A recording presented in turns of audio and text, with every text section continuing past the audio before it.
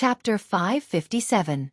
After coming out of Wang Tianzong's residence, accompanied by Li Tianlan, Li Huaqing visited the snow dance corps stationed on the parade square.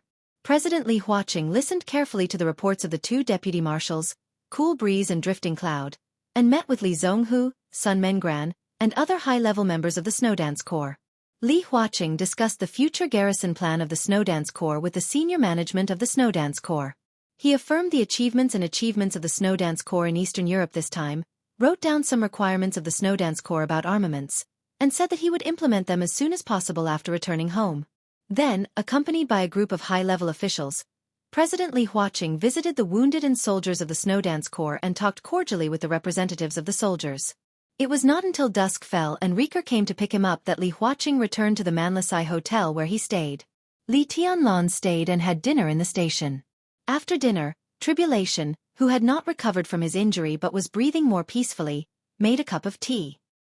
He looked at Li Tianlan and said with a smile, "What's the matter? Say it." Li Tianlan pondered over the wording.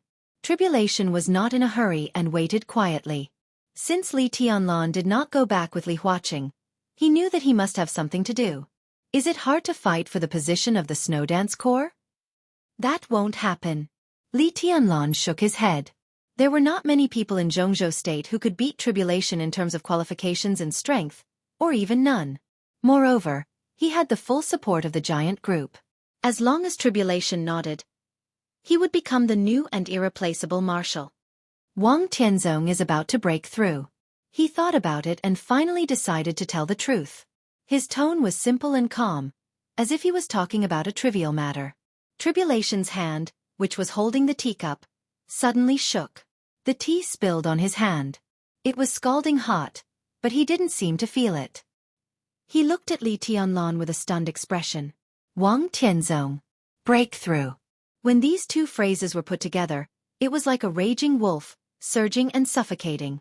Tribulation didn't even know what to say for a moment.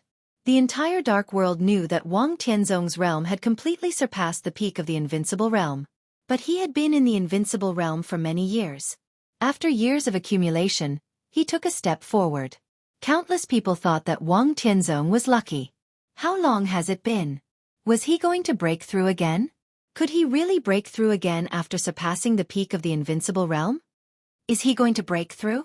With some uncertainty, Tribulation repeated it again. Li Tianlan nodded.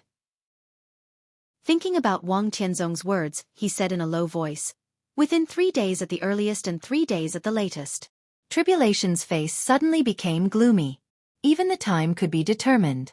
This was not a possibility at all, but an absolute certainty. The corner of his mouth twitched. He wanted to say something, but he suddenly felt lost. The general trend in Reki City had been settled, and so had the general trend in the entire Eastern Europe. But if Wang Tianzong broke through at this time, what did they do before Count 4? Once Wang Tianzong broke through again, he alone would be the general trend of the entire dark world. The whole room seemed to be filled with an extremely oppressive force. Tribulation took a deep breath with difficulty and said dryly, "You broke through after surpassing the half-step invincible realm. What realm is that?" Li Tianlan smiled bitterly and said nothing. In fact, it didn't matter what the realm above the invincible realm was called. What mattered was that in this era where the peak force was only the peak of the invincible realm, Wang Tianzong broke through again and was the real chosen one. Heaven's pride was unparalleled. "Let's call it supreme?" Li Tianlan said with some ridicule. Tribulation glanced at him and suddenly said, "What's Wang Tianzong's plan? He won't touch Reki City for the time being, and he can't. But with the foundation of the Wang family of Beihai, how can he be willing to get nothing in Eastern Europe? If they let go of Reki City, he will definitely seize other places in Eastern Europe, at least Snow Country." Li Tianlan whispered, "The Beihai Corps has begun to lurk in Snow Country." Tribulation took a deep breath and asked again, "What about the president?" Li Tianlan's eyes were a little indifferent, and he said calmly, "When we were chatting, the president hoped that the Beihai Corps and the Snow Dance Corps could help each other in Eastern Europe in the future." Tribulation stood up with a sneer, held the teacup in his hand, and said in a cold voice, "What does that mean?" Li Tianlan thought for a moment and said, "It's probably literal." Tribulation took 2 steps back and forth, looked at the wind and rain outside, and said slowly, "Is this neutral?" Yes, it must be neutral. Li Tianlan did not speak. This was a very normal thing. Even a fool knew that once the Beihai Corps gained a foothold in Snow Country, it would be impossible to coexist peacefully with the Snowdance Corps. The Snowdance Corps was now a sharp sword in Li Tianlan's hand. The East Emperor Palace had just started. Sai City had Situ Tsongyue, the giant group had Dongqing Wudi, and the Samsara Palace had the master of Samsara Palace. Forget about the purgatory of Heaven Capital. At least the Li family still had Li Honghe. Only the Snowdance Corps could be completely affected by Li Tianlan's will and not be shaken at all. Once Wang Tianzong broke through, even if he didn't do it himself, with the influence of the chosen one in the world, he would let the Beihai Corps swallow the Snowdance Corps, which was equivalent to cutting off one of Li Tianlan's arms. In such a matter, it was obvious that Li Huaqing did not give Li Tianlan the support he wanted. Even with Wang Tianzong's breakthrough, the attitude of the academics seemed to have changed. It was hard to say now. Tribulation stopped, looked at Li Tianlan, and said, "Tell me your plan." "I want to go north of Sai City," Li Tianlan said without hesitation. Li Tianlan spoke without hesitation. His tone was short, but it carried a touch of absolute sharpness, like an unsheathed sword stained with blood. "Go north." Tribulation raised his eyebrows. Sai City was in the northernmost part of Jianghu state. If they continued north, they would reach Eastern Europe. "Go north." Li Tianlan nodded. This was the first time that he had made a suggestion on the future development of Sai City, since he became the young governor of Sai City. Perhaps from this moment on, he had officially integrated into the role of one of the core figures of the special warfare system of Jianghu state. Tribulation looked at Li Tianlan with some seriousness. It was the first time that he had made such a suggestion. Sai City must pay full attention to it. Otherwise, what kind of young governor was Li Tianlan? He sat opposite Li Tianlan and said seriously, "Tell me what you think." "The only force I can think of is Sai City. Only Sai City can completely stabilize the 5 countries in Eastern Europe." Li Tianlan said slowly, "We can't afford to lose the 5 countries in Eastern Europe. They are our most important foundation and bargaining chips in the future. To be honest, I'm afraid." He was really a little afraid. He was afraid of losing everything, of feeling ashamed of the Li family, and of not being able to bear the responsibility he was now carrying. He was afraid of Wang Tianzong. Wang Tianzong, who stood in the position of the chosen one, put unparalleled pressure on him. With the addition of the Wang family of Beihai, the sense of oppression even made him dare not breathe. Under such circumstances, there was Xianxia, who was secretive in the Snowdance Corps. According to the current intelligence from Jianghu State and Samsara Palace, Xianxia was likely to have established contact with the Wang family of Beihai. This was normal. Otherwise, he should not have fallen out with Kunlun City in any case. However, in this way, the Wang family of Beihai had put another powerful figure in the Snowdance Corps, and he was much more powerful than Chen Qingwan. So Li Tianlan felt that tribulation was not enough here. He wanted to put the whole Sai City in the 5 countries in Eastern Europe. There were several famous assassins in the dark world in Sai City. Their almost peak-level assassination ability could be a deterrent both inside and outside the city. Situ Tsongyue, Tribulation, and Qin Shilai were 3 invincible realm experts. When the situation in Wulan State was completely stable, the 3 of them would unite to open up the passage from Wulan State to Western Europe. The Dark Knights would also exert their strength to show the dark power of Northern Europe and cooperate with the Snowdance Corps. At that time, Raphael would be added, which was equivalent to another invincible realm expert. The Qin clan and Rekvia were deeply rooted. Li Tianlan held Rieker in his hand. In this way, Li Tianlan could be completely relieved. With such a force, as long as Wang Tianzong did not take action personally, Sai City could completely cope with the pressure brought by the Wang family of Beihai. "It's useless for you to only tell me about this." Tribulation thought for a while and said slowly, "I will talk to Auntie in detail tonight." Li Tianlan nodded. "In addition, I will also communicate with Minister Dongcheng and Secretary Bai." Sai City's overall move to the north involved many aspects. At least, the interests in the northeast could not be given up in vain. Now Sai City seemed to have given up everything in Guangdong and Longjiang province, but they were in charge of Liaodong, and their influence in the entire northeast was unparalleled. Sai City left the northeast, and all the things were complicated. Some interests could not be given away in vain. For the Dongqing clan, Li Tianlan was one of their own. For Sai City, Li Tianlan was also one of their own. But for the Dongqing clan and Sai City, they were just allies. Li Tianlan had to coordinate all the relationships. Only when both sides had a satisfactory answer could Sai City move. Tribulation nodded and said, "I personally have no opinion. Then I'll implement it as soon as possible." Li Tianlan stood up. Tribulation nodded and said, "I'll arrange a car to take you back." "No need." Li Tianlan shook his head. "It's windy and rainy. I'm just sober." He walked out of the door and looked at Tribulation. Tribulation stood where he was, his eyes gentle and indifferent. In a trance, Li Tianlan could not remember what this martial uncle looked like when he first met him. But he knew that Tribulation should not be like this. He should be the strongest assassin in the dark world, not the commander stationed in Eastern Europe. Li Tianlan's mouth moved, and he whispered, "Martial uncle, thank you." Tribulation smiled and shook his head. There was no sharpness, no coldness, only calmness. Li Tianlan turned and walked into the wind and rain, feeling complicated. Under the general trend, everyone's fate would change more or less. Now the old general trend had not fallen, and the new general trend was about to change. No one could see clearly what would happen after Wang Tianzong broke through.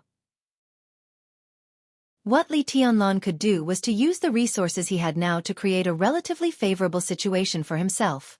He walked quietly in the wind and rain. The wind and rain fell and evaporated silently when they were about to fall on him. All kinds of thoughts began to emerge in his mind. Some were bold, some were unrealistic, some seemed possible, some were pessimistic, and some were depressed. Li Tianlan let his thoughts spread. Walking in the wind and rain, he seemed more and more ethereal. The night completely enveloped the world. There seemed to be a light in front. There were some faint noises. A familiar and almost unforgettable fragrance drifted over, faint and faint. Li Tianlan sniffed subconsciously and raised his head in surprise. Qin Weibai was standing in front of him with a smile. Beside her, Flaming Fire was holding an umbrella, expressionless and emotionless. Li Tianlan was a little surprised, but before he had time to speak, an incomparably cheerful and cordial emotion suddenly came over. Colorful rays of light formed in front of him and enveloped his entire body. Li Tianlan's back sank slightly. It was as if a heavy sword had fallen on his back. The feeling was heavy but broad. Li Tianlan didn't feel tired at all. It was a feeling that was almost connected by blood. He and the sword seemed to be a whole. In other words, the sword seemed to be a part of his body. It was so harmonious and harmonious. The colorful light that enveloped him gradually converged and turned into an imperceptible halo. Standing in the halo, Li Tianlan looked calm and quiet, but there was a kind of transcendent elegance about him. Li Tianlan subconsciously reached out his hand. His palm touched a part of the sword hilt. The black hilt looked deep and profound. He finally saw what the sword looked like, even though he only saw a part of the hilt. "This is?" he asked softly, a little confused. "It likes you very much." Qin Weibai smiled softly and said, "This is the sword I mentioned. It can be worthy of your future, the sword that really belongs to the chosen one." Li Tianlan was silent for a long time. He could feel the vastness and purity of this sword. The Howren sword intent that was enough to tear the sky had no trace, but it was extremely powerful. With this sword in hand, even if Li Tianlan didn't enter the invincible realm, he could be called invincible. If this sword cooperated with him, with his sword intent and the abundant sword energy of this sword, he could completely reproduce the glory on the night of the trial day, or even more powerful. In other words, with this sword in Li Tianlan's hand, as long as Wang Tianzong didn't break through, he could fight with Wang Tianzong. Or even fight to the death. Li Tianlan felt the meekness and joy from behind, thinking, "Is this an opportunity? The sword in the square is a little too much." Li Tianlan thought about something and said subconsciously, "No." Qin Weibai blinked and said softly, "You deserve everything it gives you. Its master must be the real invincible chosen one, and should also be a god in everyone's heart." Strong wind and heavy rain. She seemed to be a little cold and gently wrapped the gray windbreaker around her. Li Tianlan glanced at her. Gray windbreaker, white scarf, white shirt, black straight pants, and high heels. Simple, with a coolness that did not match the weather in Eastern Europe. Li Tianlan took off his marshal's uniform and put it on her. He took the opportunity to hold her body in his arms, bit her pink ear and whispered, "Thank you. I like this sword very much." The invisible giant sword behind him became more and more excited. Qin Weibai's body was trembling slightly, and she murmured, "Itchy." Li Tianlan kissed her ear again. Qin Weibai let out a soft hum, and her delicate body became softer and softer. She subconsciously wanted to get into his arms. Li Tianlan smiled, suppressed the charming thoughts in his heart, and whispered, "You're not leaving this time, are you?" Qin Weibai was silent in his arms for a while and whispered, Tomorrow I'm going to Mormon's." Li Tianlan frowned. As if afraid that he would be angry, Qin Weibai put her arms around his neck and whispered, "I'll accompany you tonight. You can do whatever you want." After a pause, her perfect and flawless face blushed, but she was still cold. She said in a soft voice, "As many times as you want." Li Tianlan's breathing suddenly quickened, and his hand holding Qin Weibai also slightly tightened. "Boss, it's time to go up. The palace master is still waiting for you," Flaming Fire suddenly said. Her voice was extremely cold, like the frozen ice in the polar region. Li Tianlan glanced at Flaming Fire. Flaming Fire was also looking at him. There was a strange glint in her eyes. "Yes, let's go and find my sister." Qin Weibai gently pushed Li Tianlan and said softly, "The palace master is here?" Li Tianlan was stunned. Since he entered the secular world, the Samsara Palace had been closely related to him. He had met many high-level supermasters of the Samsara Palace, and the one who had been in touch with him was Qin Weibai. But he had only seen the master of the Samsara Palace once in a video. If she was in Eastern Europe, this would be the first time Li Tianlan met her. Li Tianlan felt a little complicated. "It's in a nearby hotel. Let's go." Qin Weibai took Li Tianlan into a black car on the side of the road. Li Tianlan glanced at the Manlasai Hotel in front of him through the window and did not speak. Qin Weibai sat next to him and held his hand in an extremely gentle manner. "The clothes don't suit you very well," Li Tianlan suddenly said. "They look old." As soon as the words came out, he was stunned. In his mind, Qin Weibai had always been truly flawless. There was no such thing as fitting clothes. Any clothes she wore were a real scenery. In all fairness, Qin Weibai could still be said to be devastatingly beautiful in a gray windbreaker. But this color made her look too mature. Li Tianlan always felt that it was a little strange. He didn't even know why he was so harsh on her. "Really?" Qin Weibai looked down at her clothes and whispered, "Then I won't wear it anymore." She took off the windbreaker and put it on the seat. She hesitated and leaned into Li Tianlan's arms. "It looks much better this way." Li Tianlan lowered his head and praised. Qin Weibai looked at where his eyes fell and gently rolled her eyes at him. She pursed her lips and said with a smile, "You're so annoying." Li Tianlan wrapped his arms around her waist and whispered, "What's the matter with Mormons?" "Just some small things. It'll be solved soon." Qin Weibai leaned into his arms and felt his heartbeat. Her eyes were a little dazed, and she whispered, "When Mormons' matter is solved, I'll go to Tiannan with you, okay? I'll leave Samsara Palace and stay with you all day. I'll do whatever you want me to do. I can give birth to a child for you." "Ah, and Rushi and Yuetong." Her bright eyes gradually became blurred and full of longing. Li Tianlan's expression also softened, and he whispered, "Okay, when it's over, I'll take you to Tiannan." He paused and whispered, "It'll be over soon." The colorful flowing light gradually flowed behind him and flowed to his arm. It gradually slid down and covered his whole palm.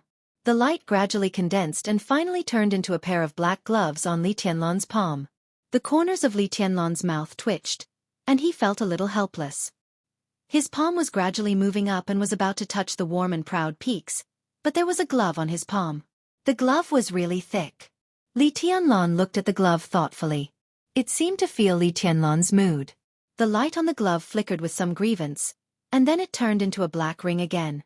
Li Tianlan stroked his palm with satisfaction and said with a smile, "What's the name of this sword?" Qin Weibai's body slightly stiffened, and she subconsciously glanced at Flaming Fire. Flaming Fire drove the car attentively, holding the steering wheel tightly. Qin Weibai moved her body and whispered, "It doesn't matter what it was called before. Now it's your sword, and it's better for you to give it a name." "Name?" Flaming Fire, who was driving, suddenly said, "Does a name mean anything?" Li Tianlan looked at her in surprise and said, "What do you mean?" Flaming Fire was silent for a while, and then said indifferently, "It means nothing." She drove the car and said no more. A long time ago, when she first followed Qin Wei Bai, she realized a truth. But it was not until today that she completely understood it. The so-called name, the so-called identity. Yours, mine, hers, and its. No matter what the name was. It was meaningless. Chapter 558. The three-star hotel where the master of Samsara Palace stayed was not big. The only advantage was that it was close to the Manlasai Hotel, so it was very convenient to travel.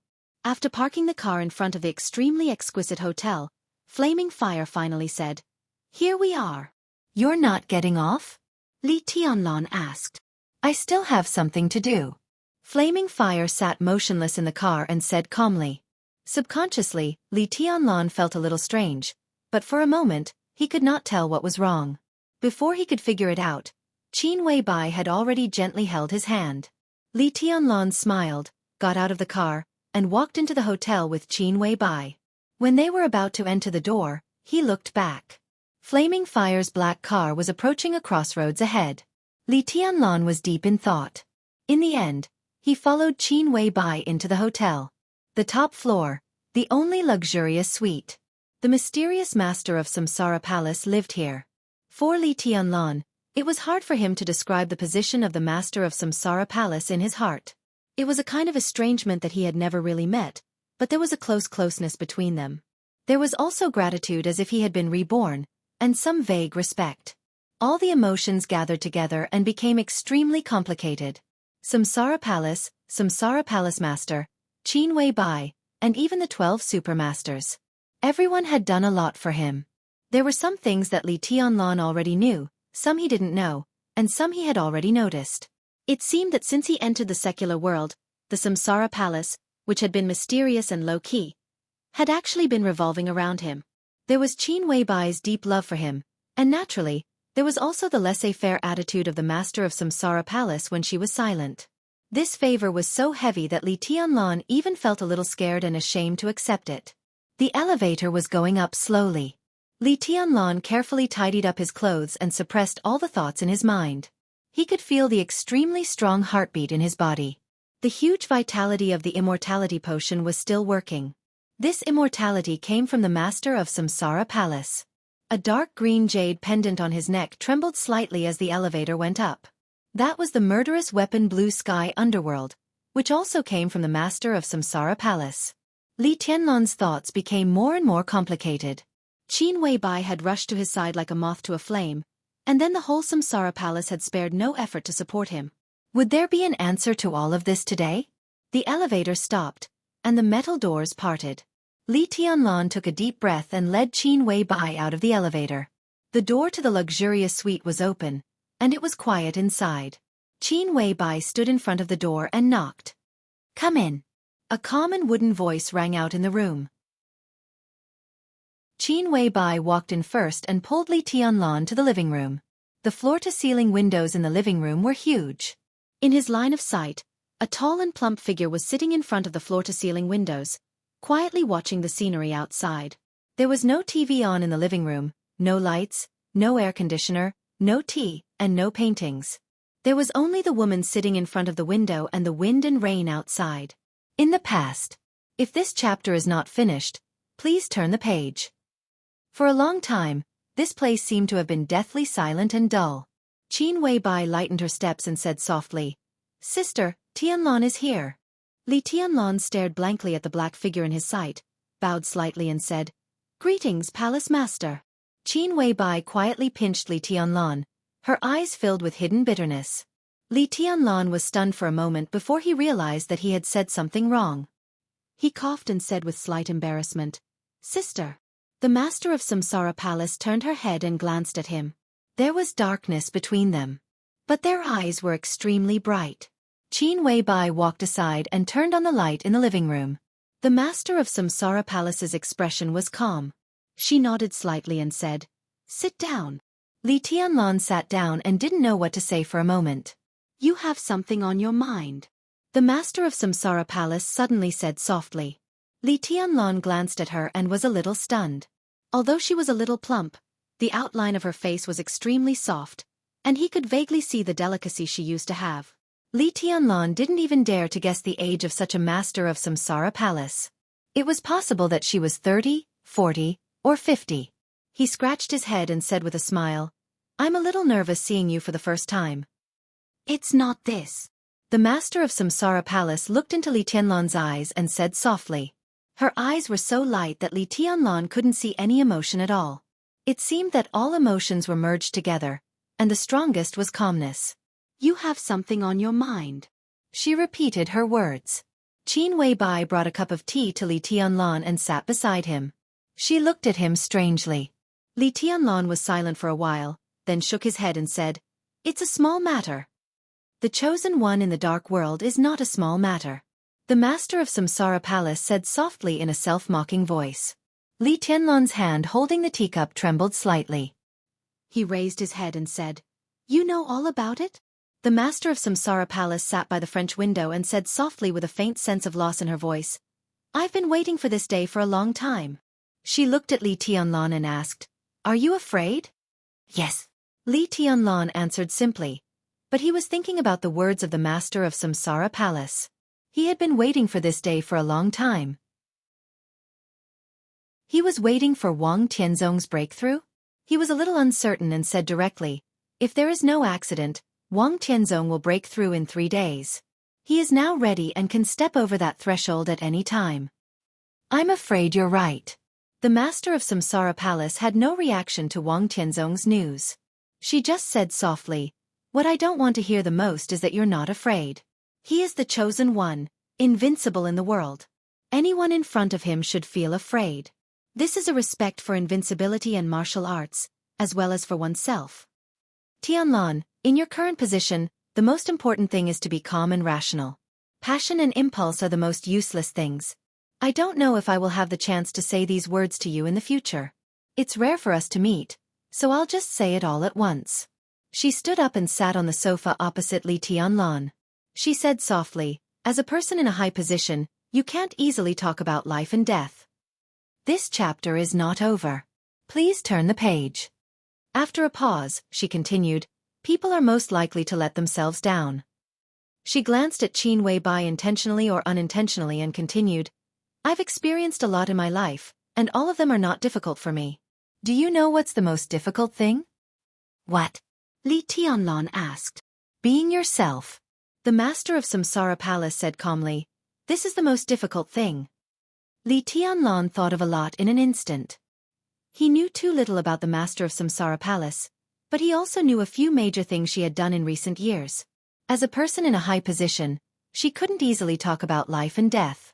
What was she thinking when the Samsara Palace destroyed the headquarters of Night Spirit more than 3 years ago, and the master of Samsara Palace forcibly took the murderous weapon against Blue Sky Underworld? What was she thinking when he was seriously injured more than 3 years ago, and the master of Samsara Palace led the 12 supermasters straight into Mount Dibbing and pulled out their swords to face Wang Tianzong? What was she thinking when the final battle of Heaven Capital more than 3 years ago, the master of Samsara Palace challenged Gu Xingyun? What was she when the headquarters of Samsara Palace was destroyed by Wang Tianzong's sword a few months ago? In retrospect, everything the master of Samsara Palace had done seemed to be related to him. What about you? Li Tianlan suddenly asked. He looked straight into the eyes of the master of Samsara Palace. Have you ever let yourself down? I don't know. The master of Samsara Palace's eyes were blank for a moment, and she said softly, I've done a lot of things that can't be evaluated. So being yourself is the most difficult thing, and not letting yourself down is the most difficult thing. Li Tianlan's heart trembled for no reason. He lowered his head and drank his tea in silence. The master of Samsara Palace suddenly raised her hand. Li Tianlan's fingers loosened slightly. A colorful light lit up in the palm of the master of Samsara Palace. I'm not surprised that Wang Tianzong will break through. But now it seems that this is not something you should face. I will block the Sword Emperor in this state for you. So, don't be afraid, and don't worry about anything. The master of Samsara Palace said calmly, I want to borrow this sword. Li Tianlan narrowed his eyes and said softly, That's the chosen one. I told you that my sister also has a sword, Qin Weibai suddenly said. She has been preparing for this sword for a long time. Although it is only the power of one sword, it can reproduce the peak state of the chosen one. No matter how much preparation a person at the peak of the invincible realm prepares, he can't reach this level. Li Tianlan said quietly. So this sword is the key. The master of Samsara Palace said quietly. This is the sword of the chosen one. Its owner used to be the chosen one, so this sword naturally has the sword intent and sword energy of the chosen one. I will arrange for people to form a sword formation created by the chosen one, and urge the remaining sword intent of this sword to the extreme. This is not enough. Li Tianlan said, if this sword has the power of the chosen one when it is urged to the extreme, then the so-called chosen one is too worthless. It's not enough, but it's not far from it. The master of Samsara Palace looked at him and said, I will make up for the lack. It's enough for me to exchange all my martial arts for one sword. One person for one sword. Li Tianlan suddenly stood up and said, no. End of this chapter. Bookmark for easier reading. Chapter 559. To some extent, before Wang Tianzong officially broke through, Li Tianlan could be said to be the person who knew the combat power of the chosen one best. His sword intent was already in the most perfect state. Simulating the sword energy with sword intent, he could totally imagine how powerful the chosen one's sword was. Because of this, he was so scared when facing Wang Tianzong, who was about to break through. The suffocating pressure was like a shadow covering the whole sky. There was no light, only the deepest darkness and majesty. In this state, Wang Tianzong's every move made him extremely nervous. Li Tianlan had long known that the master of Samsara Palace had a sword move. That was the strongest trump card of the Samsara Palace. Li Tianlan had also estimated the power of this sword move, and the conclusion was very clear. The power of this sword move should be roughly between the peak of the invincible realm and the half-step supreme master. Only in this way could the whole dark world be afraid. But he did not expect that he still underestimated this sword move. The strongest trump card of the master of Samsara Palace was the chosen one's sword move. And it was the chosen one who was in the peak state. The power of this sword move had almost exceeded the limit of Li Tianlan's imagination. No matter how amazing the power of the void divine weapon emitting colorful light was, no matter how amazing the sword formation created by the chosen one was, the master of Samsara Palace had to pay a price for this sword move. Putting Wang Tianzong aside, you certainly can't bear this sword move. Li Tianlan looked into the eyes of the master of Samsara Palace and said seriously. The master of Samsara Palace was also looking at Li Tianlan. Her eyes were calm and tranquil. After a long time, a faint smile bloomed on her soft face. You care about me? I said, you can't bear this sword move. Li Tianlan did not know why he suddenly became extremely agitated. He could not tell where this feeling came from, but the instinct that was close to intuition kept reminding him that he could not let the master of Samsara Palace use this sword move. Otherwise, he was likely to regret it for the rest of his life.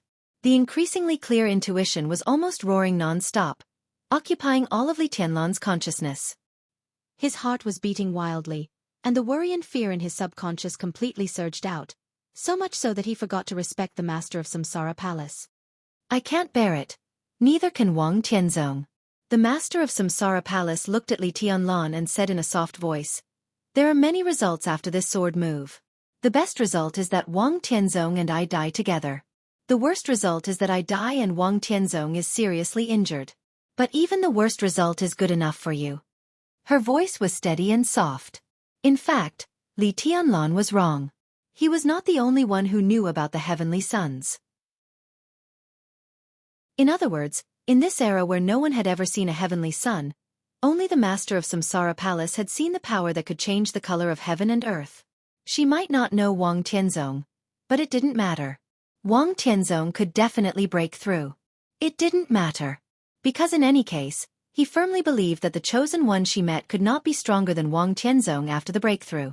But after the breakthrough, Wang Tianzong could not be stronger than the real chosen one she had met. The two sides were evenly matched. She was confident that she could truly replicate that pinnacle sword. Therefore, whether the result was the best or the worst, it was actually not bad. She did not care about life and death. What did it matter to her? This is not what I want, Li Tianlan said. He suddenly felt a little powerless. He was very clear about the consequences of all this. Everything was in the open. If he became the chosen one, there was no way for him to let anyone replicate his sword unscathed. The chosen one represented absolute majesty, absolute supremacy, and absolute supremacy.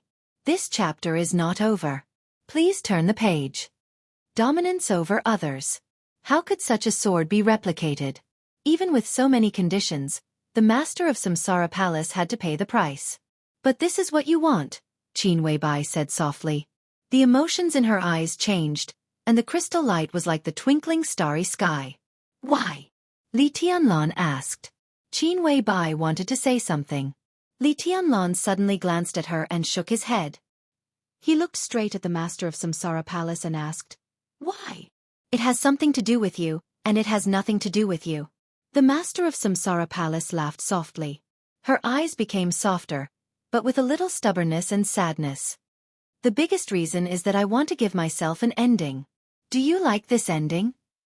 Li Tianlan sneered, but panic and coldness kept spreading in his body. His breathing was a little shaky. "You still don't understand. It's not a matter of whether I like it or not, but the ending should be like this. My fate is like this." The master of Samsara Palace said softly. Li Tianlan took a deep breath. He was grateful to the master of Samsara Palace and respected her. But to put it bluntly, they were not familiar with each other. Today was the first time they met officially. He did not know why his emotions were so violent. He closed his eyes. After a long time he said coldly, "I don't believe in destiny." There seemed to be some emotions in the master of Samsara Palace's soft eyes for a moment, and they became dazed and desperate. The room fell silent for a moment. Li Tianlan forced himself to calm down. After a while he said softly, "I need to know the reason why the Samsara Palace desperately fought against Wang Tianzong. You just said that people in high positions can't talk about life and death easily." "I did say that."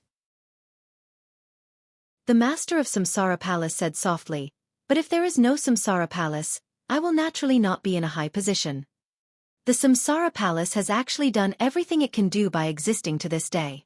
Next, there is no need for it to exist. When things in Eastern Europe are over, Little Bai will go back to Tiannan with you.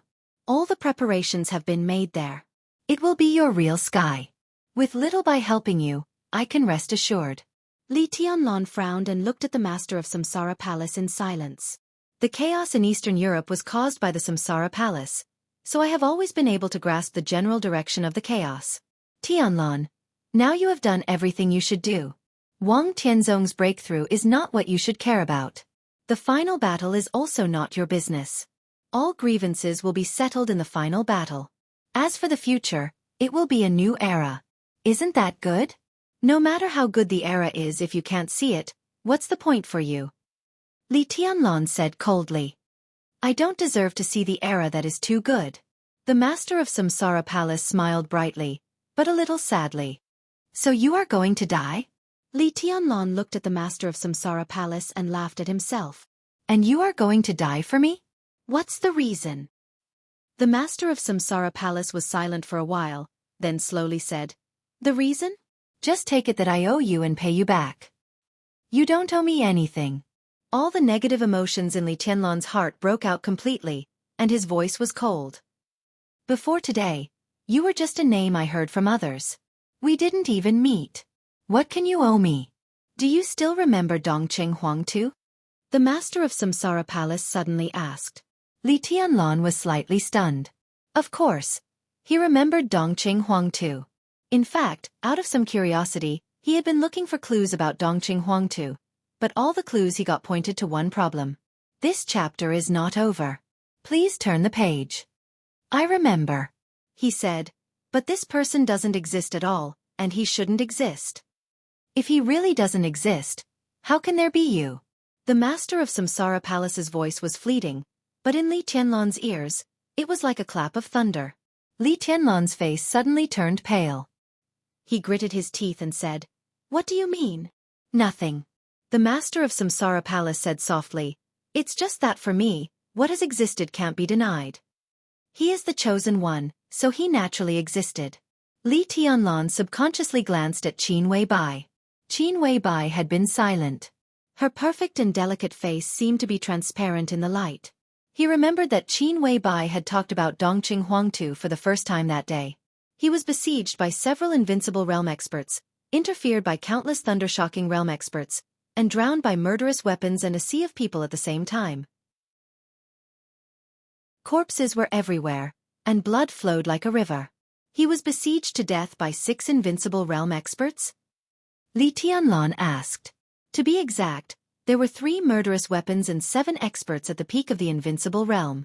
One of them could barely be regarded as the chosen one, but his state was damaged. The master of Samsara Palace said. Even Li Tianlan, who thought he knew the chosen one very well, was speechless for a long time at this time. 7 experts at the peak of the invincible realm. Not to mention that one of them was a chosen one in an incomplete state. Even if there were only 7 experts at the peak of the invincible realm, they could sweep everything in this era. Now in the whole dark world, there were no more than 7 experts at the peak of the invincible realm that could be confirmed. Not to mention 3 murderous weapons and a sea of people. The most important thing was that he still remembered what Qin Weibai had said. In such a siege, Dongqing Huangtu died in a sneak attack. At that time, he still hadn't used his sword. That was a sneak attack from the woman he loved deeply and also loved deeply. If it hadn't been for that sword, the final result would be hard to say. Every time he heard about it, Li Tianlan felt nothing but shock in his heart. Dongqing Huangtu. Is he really dead? Li Tianlan suddenly asked. Of course he is dead. The master of Samsara Palace sighed softly. Li Tianlan nodded and said, What does this have to do with me? I can't pay back what I owe him, but I can't watch you continue to struggle in this era. There are some things that are the same to pay back to you. The master of Samsara Palace said blandly. What do you owe him? Li Tianlan was suddenly a little curious. If the master of Samsara Palace was paying back a debt, why would she pay it back to him? A debt that could make a peak of the invincible realm pay with his life. One could imagine how heavy it was. The master of Samsara Palace didn't say anything. Li Tianlan glanced at her and said, What does Dongqing Huangtu have to do with me? The master of Samsara Palace still didn't say anything. Li Tianlan glanced at Qin Weibai. Qin Weibai had calmed down. At this time, she was blinking at him with an innocent face. It was obvious that she didn't know. Li Tianlan thought about it and simply changed the angle. The existence of Dongqing Huangtu was too vague. The clues he had were not enough to directly find out the person who seemed to have a close relationship with him. So he asked directly, Who killed Dongqing Huangtu back then? The master of Samsara Palace was silent. It was a long, long time. In the almost frozen time, she finally looked up at Li Tianlan. Her eyes were calm, but her voice seemed to pass through a desert invisibly, becoming extremely hoarse and dry. It was me. The master of Samsara Palace said, I killed him. End of this chapter. Bookmark for easier reading. Chapter 560. The candlelight flickered in the darkness. This was an almost spacious hall. The dim light of the candlelight flickered slightly. Where the light converged, a brand new statue of God stood there, bathed in the subtle light, looking at the surrounding darkness with a face full of pity. An old man in a white robe knelt in front of the statue and prayed devoutly. The darkness was deep, the candlelight was weak, and the prayers were silent. The whole hall seemed to have been completely frozen. The windows in the hall were open. The clear but extremely strange sound of waves came over, with the sound of countless pieces of ice colliding with each other. The ice wind in the depths of the Arctic Ocean whistled into the hall. The candlelight began to tremble, and the light and shadows in the hall were constantly turbulent. The whole hall seemed to be filled with an uneasy aura. The statue of God was still compassionate. The old man was still silent. Mellad looked at the old man in front of the statue. His expression was calm, but his heart was beating faster and faster. Another gust of cold wind whistled past, piercingly cold like a knife. The curtains in the hall were blown up. In the shrill sound of the wind, the candlelight in the hall began to spread. The faint flame seemed to be burning out of thin air. Bits of light were scattered in every corner of the hall, extremely soft. The old man opened his eyes, and his voice was strangely soft and low. The eyes of God are watching here, and the light is about to come. He raised his hand slightly. The candlelight in the whole hall burned more and more vigorously. The dim yellow light brought by countless remaining candles gradually turned white, so pure that it was almost dazzling. But these are all fake. Mellad looked at the old man in front of him and said calmly, "What God created is naturally true." The old man said with a smile. Mellad's body tensed up, as if he was facing a formidable enemy. In the entire Vatican, only one person was qualified to wear a white robe, and only one person was qualified to wear a white dress. The latter was the Holy Virgin, and the former was the Pope. Only the Pope. No one could have imagined that after they had no choice but to withdraw from Reiki City, the Vatican, which was already badly battered, did not take advantage of the situation to withdraw from Eastern Europe. Instead, the Pope came in person. Obviously, the Pope was not willing to give up the interests of Eastern Europe. "Who the hell are you?" The Pope walked casually in the vast hall, and his tone was also careless. "Mellad, I need an explanation for all this. If there are no accidents, after Eastern Europe, you will have many choices, such as continuing to stay in the Holy Disarmament Corps. I will give you more autonomy. I even want you to go to the Knights Templar to be the new Grand Knight Commander, or stay in Eastern Europe and be the spokesman of the Vatican in Eastern Europe." The Pope's tone was indifferent. "I've thought of many possibilities, and they're all about you. I dared to use you, but I didn't expect you to give me such a big surprise." He paused for a moment before continuing, "Who are you?" "Your Highness the Pope. Does it really matter who I am? More importantly, I saved Eris's life," Mellad said quietly. On the night of the trial day, he had saved Sis in the most impossible situation, and his hidden strength had also been completely exposed. This news could not be hidden at all. However, Mellad had finally brought Sis back to the secret base of the Vatican. For him, the exposure of his identity was no longer a big deal. The most important thing was that with the exposure of his identity, some plans that had been quietly changed had to be carried out by him. For example, convincing the Pope. In fact, if you hadn't hidden your strength and joined forces with Sis, the situation might not have been like this. The Pope said with a pleasant expression, "You betrayed the glory of God and brought great losses to the Vatican." "Why?" Mellad was silent for a while, then shook his head with a wry smile. "Betrayal is a sin," the Pope said slowly, "but God is merciful. He will forgive your sin and allow you to enter the kingdom of God. Go repent, Mellad." In the flickering candlelight, he snapped his fingers. An incomparably huge sense of crisis suddenly permeated. If this chapter is not over, please turn the page. The bottom of the abyss enveloped Mellad. Deadly danger came at him from all directions. He subconsciously began to step back. A roar that was close to madness suddenly cut through the night sky. The entire palace shook violently from the roar. All the light in the hall shattered in an instant. Mellad suddenly opened his eyes. The Pope was standing not far from him. The flickering candlelight was still there, but it was much smaller. He had already knelt in front of the statue of God, holding a steel knife in his hand, and had already cut open the skin on his chest. Blood flowed down. Mellad only needed to put in a little more strength, and he could pierce his heart with his own hands. In an instant, Mellad broke out in a cold sweat. After the trial day, Mellad and Sis immediately entered the secret base of the Vatican in Reiki City. The Pope prayed at the first opportunity. This time, the prayer was not for an hour or a day, but for a few days and nights. Even when the other members of the Vatican officially left Reiki City, the Pope did not move. The prayer continued until just now. After the prayer, the Pope was not weak. Instead, his essence, chi and spirit had completely reached the peak. In his spiritual domain, as long as he wanted, Mellad would be in danger at every step, and he would not even have the ability to fight back. Was this the transcendent realm? Mellad's breathing was rapid. The fear of walking on the edge of life and death turned into extreme anger in an instant. He suddenly raised his head and looked at the Pope. He said in a fierce voice, "Your Majesty the Pope, you want to kill me? How dare you kill me? It's you who needs to repent." The Pope's voice was gentle and calm. "Okay, repent. Use my own life?" Mellad laughed loudly. "How about now? I'm still alive. You can't kill me. This is God's will."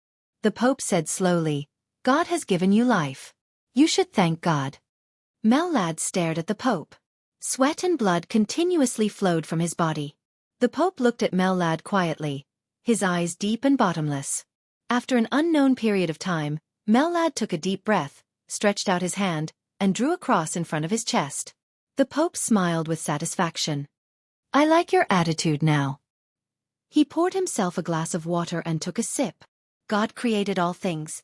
In front of the great glory, everyone must remain in awe. He poured another glass of water and handed it to Mellad. "So, who on earth are you?" Mellad looked at the glass of water and did not dare to take it for a moment. In the Pope's spiritual domain, even though he was an expert who was infinitely close to the peak of the invincible realm, he did not dare to be sure of his current state, let alone believe his own perception. In his sight, he saw the water that the Pope handed over, but who knew what it was? He took a deep breath, gritted his teeth and said, "It doesn't matter who I am. I want to know your identity." "You refuse to answer. That's arrogance," the Pope said in a gentle tone. Arrogance was a sin. Mellad hesitated for a moment and said slowly, "I'm a follower." The Pope's body suddenly stiffened for a moment. The candlelight around him also seemed to be slightly shaking. "Follower?" His tone was a little surprised. "Whose follower?" "Of course, His Majesty's follower." Mellad said calmly, "Your Majesty the Pope, I came back this time and brought back His Highness our Sis to show our sincerity. Our Majesty wants to cooperate with the Vatican and conspire with the overall situation of Eastern Europe." "Your Majesty? Your Majesty," the Pope repeated twice and took a deep look at Mellad. "Which Majesty?" "The Duke of the Dark World. This chapter is not over. Please turn the page." There were only two recognized majesties: Sword Emperor Wang Tianzong and the Pope. Now, the majesty behind Mellad was obviously not Wang Tianzong. "I don't know," the follower replied in a calm tone. The Pope narrowed his eyes and suddenly smiled. "Can I understand it this way? You betrayed the Vatican, and the majesty who made you betray the Vatican is your real master. You don't even know who he is?" "It doesn't matter," Mellad said calmly. "I don't care what his identity is, but he can give me what I want." "What do you want?" the Pope suddenly asked seriously. Mellad smiled self-deprecatingly. "The Vatican can't give me what I want." The Pope fell silent. "I don't trust such cooperation." The Pope was silent for a long time before he said calmly, "But I don't mind you telling me what I can get by cooperating with His Majesty." "What you can get depends on what you want and what you are willing to pay," Mellad said meaningfully. The Pope smiled and said calmly, "Before I have a complete plan, I'm not willing to pay anything. But you can try to persuade me with your life." The meaning of these words couldn't be more obvious. Mellad was in the Pope's territory and could only be controlled by the Pope. If the cooperation today failed, Mellad naturally couldn't live. Mellad thought about it seriously and said calmly, "His Majesty can give you the theocracy that the Vatican has always wanted." He said calmly, "The theocracy of the whole of Eastern Europe, the Eastern Church, has been destroyed. The faith of all the people in Snow Country and even the 5 countries in Eastern Europe can be given to you." "Given?" The Pope laughed. His laughter was extremely cold. "How arrogant! In this world, except for the great God, no one is qualified to give me anything." "Then let's change the words," Mellad said casually. "Deal. His Majesty can give you the theocracy that you want the most."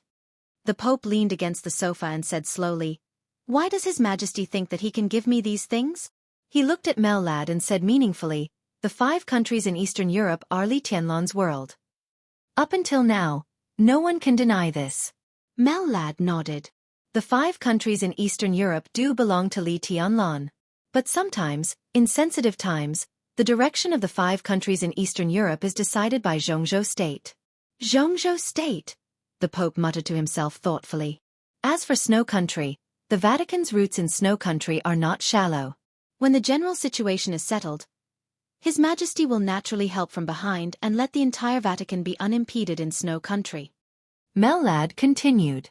The Pope looked at Mellad, and his eyes became calmer and calmer. Mellad hesitated for a moment and said slowly, "Your Majesty, if you agree to cooperate with us, we can show enough sincerity now." "Sincerity?" The Pope gently raised the corner of his mouth. "For example?" "The Polar Ground Alliance." Mellad said calmly, "If you are willing, the entire Polar Ground Alliance will be our sincerity to the Vatican. The Pope's body suddenly shook for a moment. If you are willing, maybe we should change places now. Mellad said lightly. Where? The Pope narrowed his eyes and finally became serious. Mormons. The Pope lowered his head and thought for a long time. Then he slowly said, if we can cooperate, what do you want? In the darkness, Mellad laughed and made threatening gestures. He looked at the Pope and calmly put forward his request. We want the Knights Templars. End of this chapter. Bookmark for easier reading. Chapter 561. The Polar Ground Alliance collapsed with a bang. But this super dark force, which used to dominate Eastern Europe and could be called the most bloated organization, still had unimaginable interests within it. Even today, after 2 of the 4 major families in Eastern Europe were destroyed and the other 2 changed their positions. As the saying goes, a centipede dies, but it doesn't fall down. Today, the general framework of the Polar Ground Alliance still existed, and its internal structure was chaotic. However, from another perspective, as long as there were experts to sort things out, there would still be countless useful people in the Polar Ground Alliance. The remaining Polar Ground Alliance, as the sincerity of cooperation between the mysterious His Majesty and the Vatican, was indeed a big deal. But the other party's big deal also meant a big appetite. It was just as Mellad had said. We want the Knights Templars. The Pope looked at Mellad quietly and was silent for a long time. The other party's big deal was beyond imagination, and the other party's request was also outrageous. After a long time, the Pope slowly opened his mouth and wondered, Are you crazy? His Majesty said that we are worth it. Mellad said calmly, Think about Eastern Europe at this time. You don't need to worry about the 5 countries in Eastern Europe. His Majesty will put pressure on Li Tianlan in Jianghu state. You just want the religious power of the 5 countries in Eastern Europe. As long as His Majesty gives enough pressure, Li Tianlan, who is eager to develop his own core power, can only compromise.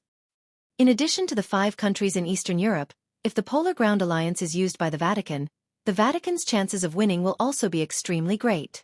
The faith of the whole of Eastern Europe belongs to the Vatican. In contrast, how is a Knights Templars not worth it? It's worth it indeed, the Pope said lightly. But why should I believe that you can give me the Polar Ground Alliance?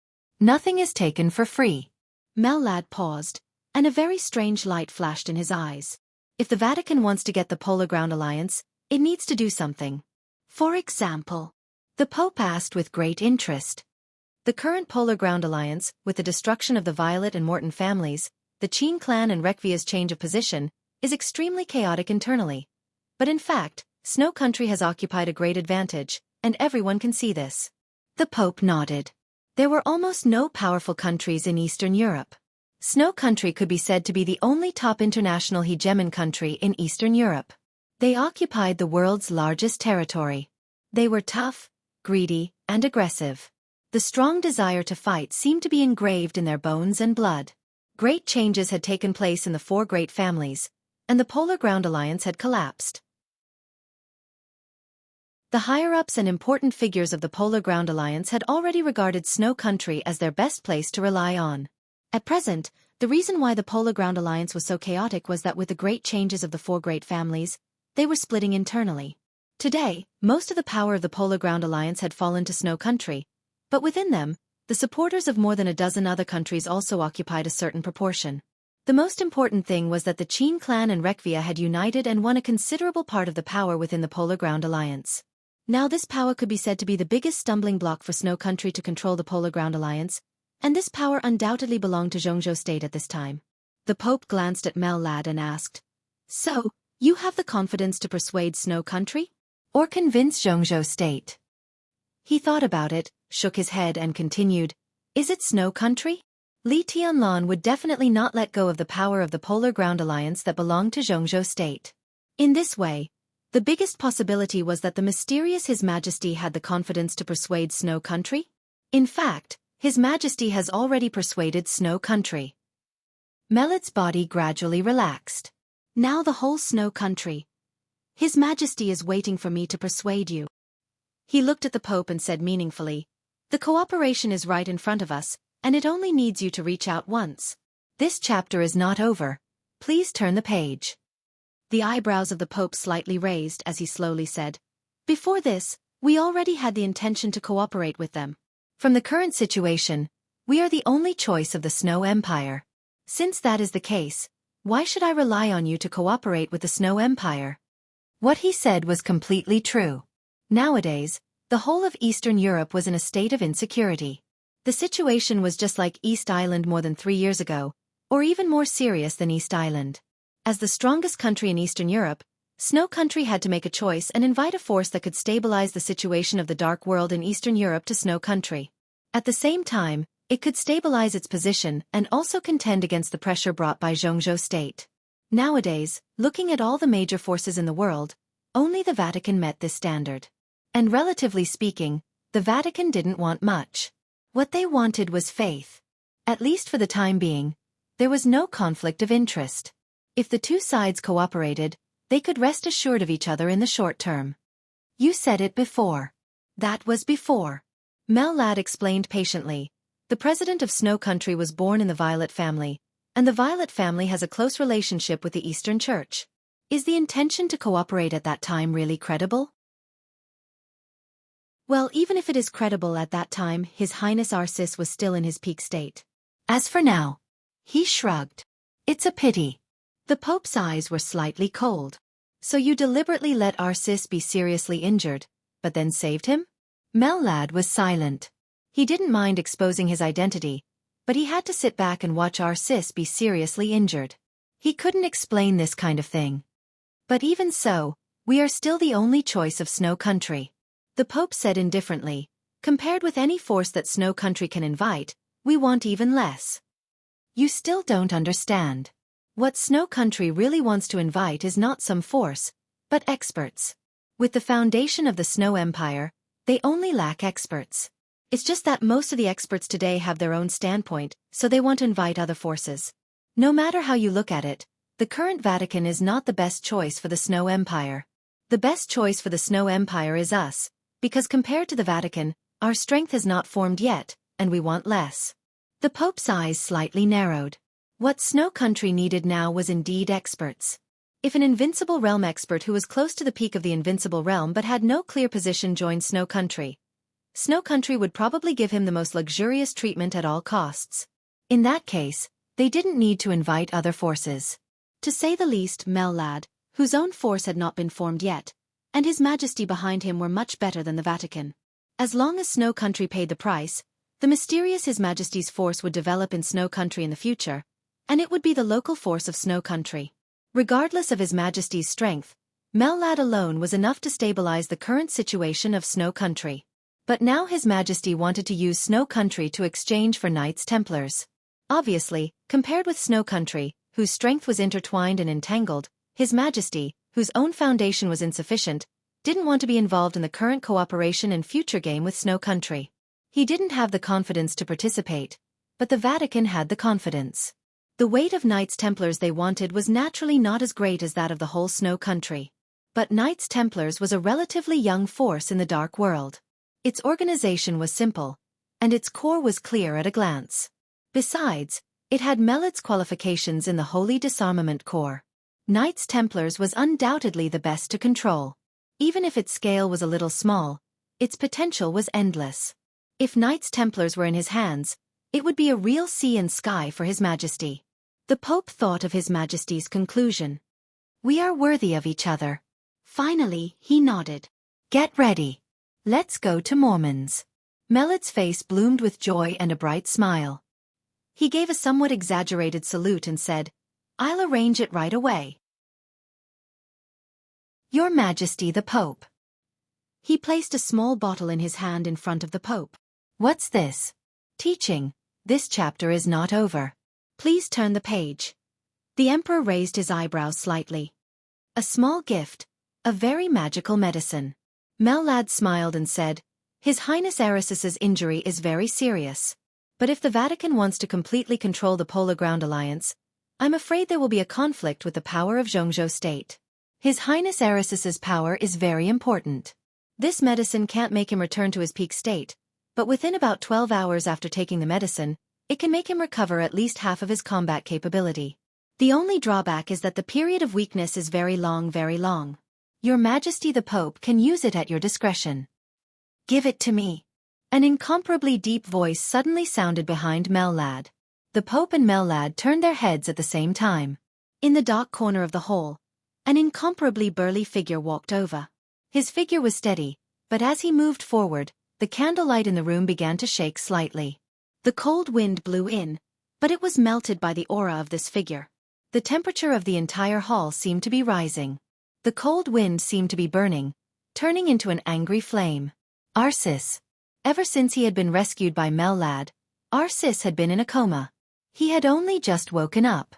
The roar just now had imperceptibly interrupted the Pope's spiritual domain, which could be considered to have saved Mellad's life. Mellad bowed slightly. Arsis didn't say a word. His eyes were fixed on the bottle of potion that Mellad had put down. His body swayed as he took a step forward and reached for it. In his sight, the bottle of potion suddenly began to shine. Countless pure rays of light gathered together and turned into a silver cross. Arsis subconsciously withdrew his hand and looked at the Pope. It's not the time yet. The Pope waved his hand, and the potion turned into a cross again. Arisis's face was distorted. Endless fury almost completely drowned his reason. I'm going to kill them. I must kill them all. He bellowed word by word. He was one of the strongest people standing at the peak of the dark world. An expert at the peak of the invincible realm. As the Saint War Angel of the Vatican, he had never been as embarrassed as he had been on the trial day. As one of the most qualified figures to decide the battle situation on the trial day, in such an important battlefield, his role was infinitely close to zero. All his dignity and pride seemed to have been completely shattered in that battle. Arisis's eyes trembled a little, and he almost lost his mind.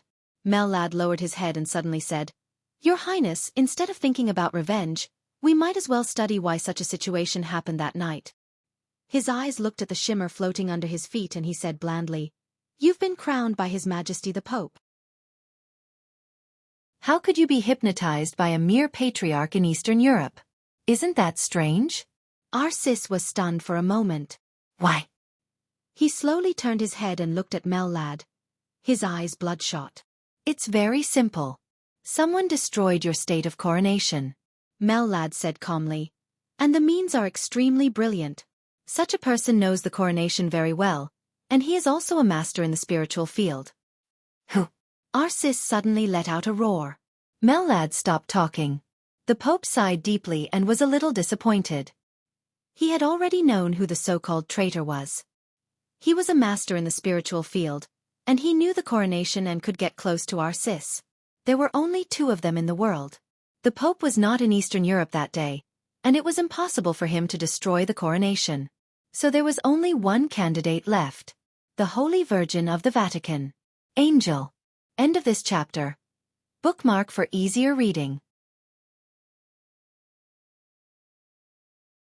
Chapter 562. It was completely quiet in the hall. Just like the depressing atmosphere before a storm, Arsis suddenly became incomparably quiet. The Pope was quiet and silent, like a statue. Mellad stared at the glimmer on the floor, as if he was lost in thought. Arsis stood there motionless, as if he was stunned. After an unknown period of time, the Pope glanced at Mellad with a deep look in his eyes. Mellad didn't say much, but he said a lot. He didn't try to sow discord. But after telling the truth without batting an eyelid, the Vatican, especially the Pope, had to do something. That was the truth. The coronation of the Pope could greatly improve the will of the person being crowned. In such a state, Arisis's will would be extremely focused from beginning to end. In the case of absolute focus, his reaction, speed, and even strength would be slightly improved. Correspondingly, the physical strength that Arsis needed to consume would be reduced correspondingly. In general, the coronation of the Pope was enough to improve Arisis's combat effectiveness to an obvious level. And such a coronation would also not be affected by any spiritual interference from the outside world. On the night of the trial day, it was impossible for Arsis to be hypnotized. But the impossible had become a reality. Naturally, there was only one reason. That was, there was a traitor within the Vatican. Angel. The dignified Holy Virgin of the Vatican, whose status was second only to the Pope, had betrayed the Vatican. Even the Pope's heart was extremely heavy in the face of this news. He was still hesitating about how to deal with this matter, but Mellad had already told the truth. Although he didn't mention Angel, our sis wasn't stupid. How could he not guess who the traitor was? In this way, the Pope had to take action. Go and ask Angel to come over. The Pope was silent for a while and said with some tiredness, I want to see him. At this moment, Mellad, who no longer belonged to the Vatican, glanced at our sis. Our sis stood there, expressionless. He did not say a word and was extremely quiet. Mellad shrugged and said, I'll go now. He slowly turned around and left the hall. The Pope squinted at his back and did not speak for a long time. This was a secret base set up by the Vatican outside Reki City. To be exact, it was a hidden church built on a beach in the mountains. Its area was limited, so the building did not look magnificent, but its momentum was extremely magnificent. At this time, the Pope lived in the largest hall in the church. As the Holy Virgin of the Vatican, Angel, who had too many choices, only chose a small prayer room. A faint light was burning in the prayer room, and the cross was flickering. Angel, dressed in a white dress, knelt in front of the cross, quiet and holy. When the roar that represented the awakening sounded, Angel had just finished his prayer. She opened her eyes, but her body did not move. She only quietly experienced the rage and hatred contained in that roar. His Highness our sis is awake. A strange voice rang out behind Angel. The voice was very soft, but it was extremely cold. It was extremely uncomfortable to listen to it. A slender figure shrouded in a black robe walked to the candlelight from the darkness. Intentionally or unintentionally, she blocked the door to the prayer room. Angel stood up, her posture elegant. Her voice was calm and calm. In that case, His Highness the Pope should have made up his mind.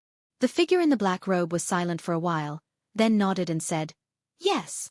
She paused and continued, In our opinion, His Majesty has made up his mind. Why? Angel smiled and turned her head. Behind the white veil, her eyes were bright and clear. Just because you're here? As long as I'm here, Your Highness, you can't leave. This is the will of the Pope. To some extent, this is also the attitude of His Highness the Pope. The figure in the black robe said softly, You're wrong, Rhea. Angel sighed faintly. This is the secret base of the Vatican. At least the surrounding area is within His Majesty's spiritual domain. He can sense everything here. Without his permission, it's impossible for me to leave, and I can't escape. He sent you here to monitor me to test the attitude of the other higher-ups of the Vatican. So far, I think he has received enough feedback, and it's time to make up his mind. Rhea, dressed in black, trembled slightly. Angel looked at her and said softly, So you're not as important as you think. Rhea, the chief high priest of the Holy Punishment Priests. In terms of duty, she was Angel's right-hand woman, but in fact, she could be considered the most powerful candidate in the Holy Punishment Priests to keep the Holy Lady in check. The Pope had sent her to keep an eye on Angel. This task had excited Rhea for a long time. She even fantasized about the possibility of becoming the next Holy Lady of the Vatican. But only now did she know that the Pope's spiritual domain could cover this place. Thinking of some of her actions in the past few days, for some reason, her face was a little pale. Angel did not continue. She just turned to look at the cross in front of her and said softly, Tell me, which one is more important, the Holy Lady of the Vatican or the Saint War Angel? Rhea did not answer. She did not need to answer anything. The Holy Lady was second only to the Pope, so her importance was naturally greater than the Saint War Angel. But this was only on the surface. Within the Vatican, the Holy Lady represented faith. The Saint War Angel, on the other hand, represented real combat power. In fact, which one was more important depended on the situation of the Vatican at the time and the will of the Pope. Rhea gritted her teeth and said respectfully, His Highness the Pope is fair. Fair. Angel nodded. Oh, fair. You did something wrong, and you must be punished. Rhea's voice was sinister. Obviously, she was saying that the question of which was more important was meaningless. The most important thing was that Angel had destroyed Erisis's coronation state, directly causing Erisis's serious injury and the Vatican's failure. Such a mistake was the most important. I didn't think it would be like this either. Angel sighed softly. Her tone was extremely complicated. It seemed like she was telling Rhea, but also explaining to the Pope. This was the first time Angel had explained since the trial day. Although the Pope was not in front of her, he was in his spiritual domain. Angel believed that he could hear everything here. Why? In a trance, there seemed to be another voice, extremely far away. Then Rhea's voice came. Unexpected? What were you thinking at the time, Your Highness? It's meaningless to talk about it. Angel smiled self-deprecatingly. Even from our current standpoint, it's no good for us to fall out with Li Tianlan. His Majesty and our sis both saw the huge benefits of Europe after Rothschild lost its leader. Such benefits could even make them give up Eastern Europe. But in fact, with the relationship between Rothschild and the Wang family of Beihai, even if Wang Tianzong didn't show up that day, would Li Tianlan really dare to kill them? To say the least, even if Paul and King Tong died, Li Tianlan and Jianghu state would not be willing to make a wedding dress for the Vatican. If our sis succeeded that night, Li Tianlan would definitely fall out with him as soon as possible. At that time, it would be a problem whether the Vatican could go out of Eastern Europe or not. This problem had been mentioned on the night of the trial day. But it was not recognized by the Pope and our sis. That was why she secretly took action and destroyed Erisis's coronation state. At that time, she just wanted to prevent our sis from completely killing Paul and King Tong. In her plan, after severely injuring Rothschild, she would first stabilize Li Tianlan. The two sides would conspire to Eastern Europe and then attack Rothschild. However, she really didn't expect what would happen next. Our sis, who was not in the coronation state, would actually be hypnotized. In the end, she would achieve nothing and the Vatican would also suffer a crushing defeat. This was really the worst result. Even if she fell out with Li Tianlan that night, it would probably be the same. I'm afraid it's more than that, isn't it? Melad's voice suddenly sounded from outside the door. I think the main reason is that Your Highness doesn't want to be enemies with Jianghu state. Your past is there, and so is your deep love. It's in a certain assassin. If you have a choice, you will definitely not fall out with Jianghu state and even destroy His Highness Erisis's coronation state. Is that right? Angel suddenly turned around. Under the gauze, her eyes fell on Melad's face with anger. Melad was slightly stunned. Then he shrugged his shoulders. He bowed and said with a smile, Your Highness, His Majesty the Pope invites you in. Angel's body trembled slightly. After a long silence she slowly said, Let's go. Rhea made way for him. Angel walked out of the prayer room and walked to the hall. It was dark ahead. In the darkness, no one could tell whether the danger of fire or frost began to spread gradually and occupied her whole consciousness. The church was getting closer and closer. Melad, who could be considered to have officially separated from the Vatican, finally stopped. He looked at Angel's back with a complicated look in his eyes. In his sight, the fluttering white dress was completely swallowed up by the darkness in the hall. Angel's face was still calm. He glanced at Arcis and then bowed slightly to the Pope. The Pope looked at him in silence. In the almost frozen darkness, the flickering light of the candlelight gradually expanded. The Pope's voice sounded, Angel, you did wrong. Yes. Angel was silent for a while. I'm willing to take responsibility and... Whoosh! The ice wind by the sea whistled in with the wind and rain. A huge figure suddenly appeared beside Angel. Pa! With a crisp sound, Angel's delicate body flew out directly. A smear of blood and teeth fell to the ground. The veil fluttered and fell in the darkness. Boom! The whole hall shook with a loud bang. Angel's body hit the pillar of the hall and slowly slid down. Under the white veil, the beautiful face of the Holy Virgin Angel was a little blurred in the darkness. Blood flowed from the corner of her mouth. It was a shocking sight. Take responsibility. Arisis's furious roar echoed throughout the hall. How can you take responsibility? What right do you have to take responsibility? Can you afford to take responsibility for such a serious loss of the Vatican? You dirty and lowly woman. When I knew that you were not a virgin, I should have persuaded His Majesty to purify you. Arcis stared at Angel and smiled viciously. It's not too late now. Go to hell, bitch. The candlelight spread again. All of Arisis's roars were drowned in the candlelight. Outside the hall, Melad slowly turned around and walked in the other direction. He climbed a hillside around the church and looked at the waves in the darkness. The wind and rain fell, and all the sounds became extremely messy. Lad took out his mobile phone and dialed a number. The call was quickly answered. Is it done? The mysterious His Majesty's voice sounded on the phone. Angel has gone to see the Pope. Lad said respectfully. From now on, there should be no Holy Virgin in the Vatican. The mysterious His Majesty smiled and said, Oh, how will the Pope deal with Angel? It depends on the intentions of all the higher-ups of the Vatican. But if there are no accidents, the Vatican will purify her, Lad said in a low voice. After all, he had stayed in the Vatican for many years. When it came to purification, his tone was a little unnatural. Purification. This was the cruelest criminal law within the Vatican, and it was a criminal law that had never been used in recent years. It was usually used to deal with heresy that had caused great losses to the Vatican. The Vatican would first inject an extremely precious drug into the person who was being purified.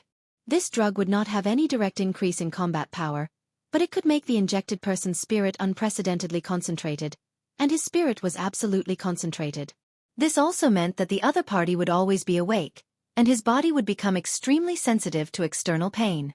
Then the saint warriors would tie the other party to the cross, light the fire, and burn the body. The purified heresy would always be in the most sober state and would be burned alive when his perception was extremely sensitive. This was purification. His Majesty was silent for a while, then clicked his tongue and said, It's really cruel. The dignity of God cannot be offended, Lad said subconsciously.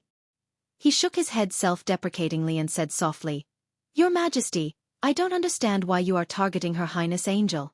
If I hadn't exposed her tonight, the Pope might not have made up his mind to purify Angel. You can't bear it? His Majesty's voice was a little playful. Lad shook his head. No, it's just... He gave a wry smile and didn't say anything in the end. I'm not targeting her.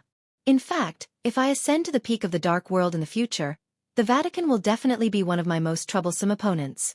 From this point of view, it's actually not a bad thing for Angel to control the Holy Punishment Priest group. She's a very kind woman, and it can even be said that she's simple. She deserves the title of Holy Virgin. I have a good impression of her. With her existence, we will have less trouble in the future. After all, with her character, she won't cultivate too many troublesome fanatics. His Majesty's tone was a little emotional. But these are all things that need to be considered in the future. Now, how can I care about the future? I must solve the trouble in front of me. It's very troublesome and also very important. What trouble? Lad said subconsciously. Tell me, if Li Tianlan leaves Eastern Europe, who is the most qualified to take over Li Tianlan's position? His Majesty suddenly asked. Lad was silent for a moment subconsciously. His Majesty had already given the answer. It can only be tribulation. Don't underestimate tribulation. In Eastern Europe, not only me, but everyone else can't do anything. Xianxia can't beat him either. Sometimes, his deterrent power is no less than that of the peak of the invincible realm. He has to die. Only when he dies can everyone feel at ease. If Angel is purified, it's impossible for tribulation to remain indifferent. Lad said, So to purify Angel, you want to get rid of tribulation with the help of the Vatican. I told you, didn't I? As I said, I have a grudge with our sis. But in order to cooperate with the Vatican, I can only let you save his life. He saved his life, but it doesn't mean that he can live. I used the knife of the Vatican to get rid of tribulation, and I also used the sharp edge of tribulation to get rid of our sis. Since we can cooperate with the Vatican, it's time for our sis to die. His Majesty said calmly. This? Lad hesitated for a moment. Can tribulation kill our sis? Tribulation had a very high evaluation in the Dark World. He was the only assassin of the invincible realm in the Dark World. But on the Divine and Holy list, his evaluation was not high, and he didn't even enter the Divine list. Our sis, on the other hand, was a real expert at the peak of the invincible realm. Even if he was seriously injured, tribulation should not be his match. What's more, he had just left our sis a bottle of potion that could temporarily restore most of his combat capability. I said, don't underestimate tribulation. His Majesty's voice was a little distant. At present, it only depends on whether he knows how to let go. All right. Lad smiled bitterly. If tribulation is really lucky enough to kill our sis, what about our cooperation with the Vatican? What cooperation? His Majesty's voice was full of innocence. Mellad suddenly felt that the ice wind between heaven and earth was really cold, cold to the bone. Conspiring with the overall situation of Eastern Europe is something that the Vatican and other superpowers are interested in. What does it have to do with me? His Majesty chuckled. Look at the current Samsara Palace. They cooperate with the Purgatory of Heaven capital for the benefit of the chaos in Eastern Europe. We cooperate with the Vatican for the benefit as well. But the so-called benefit is, after all, just something said. Except for those who are persuaded, no one will care. Mellad suddenly couldn't laugh anymore. Samsara Palace, he murmured to himself. What Samsara Palace wants is a new era. She doesn't care about the benefit of Eastern Europe. It doesn't matter who she gives it to. His Majesty said. What about you?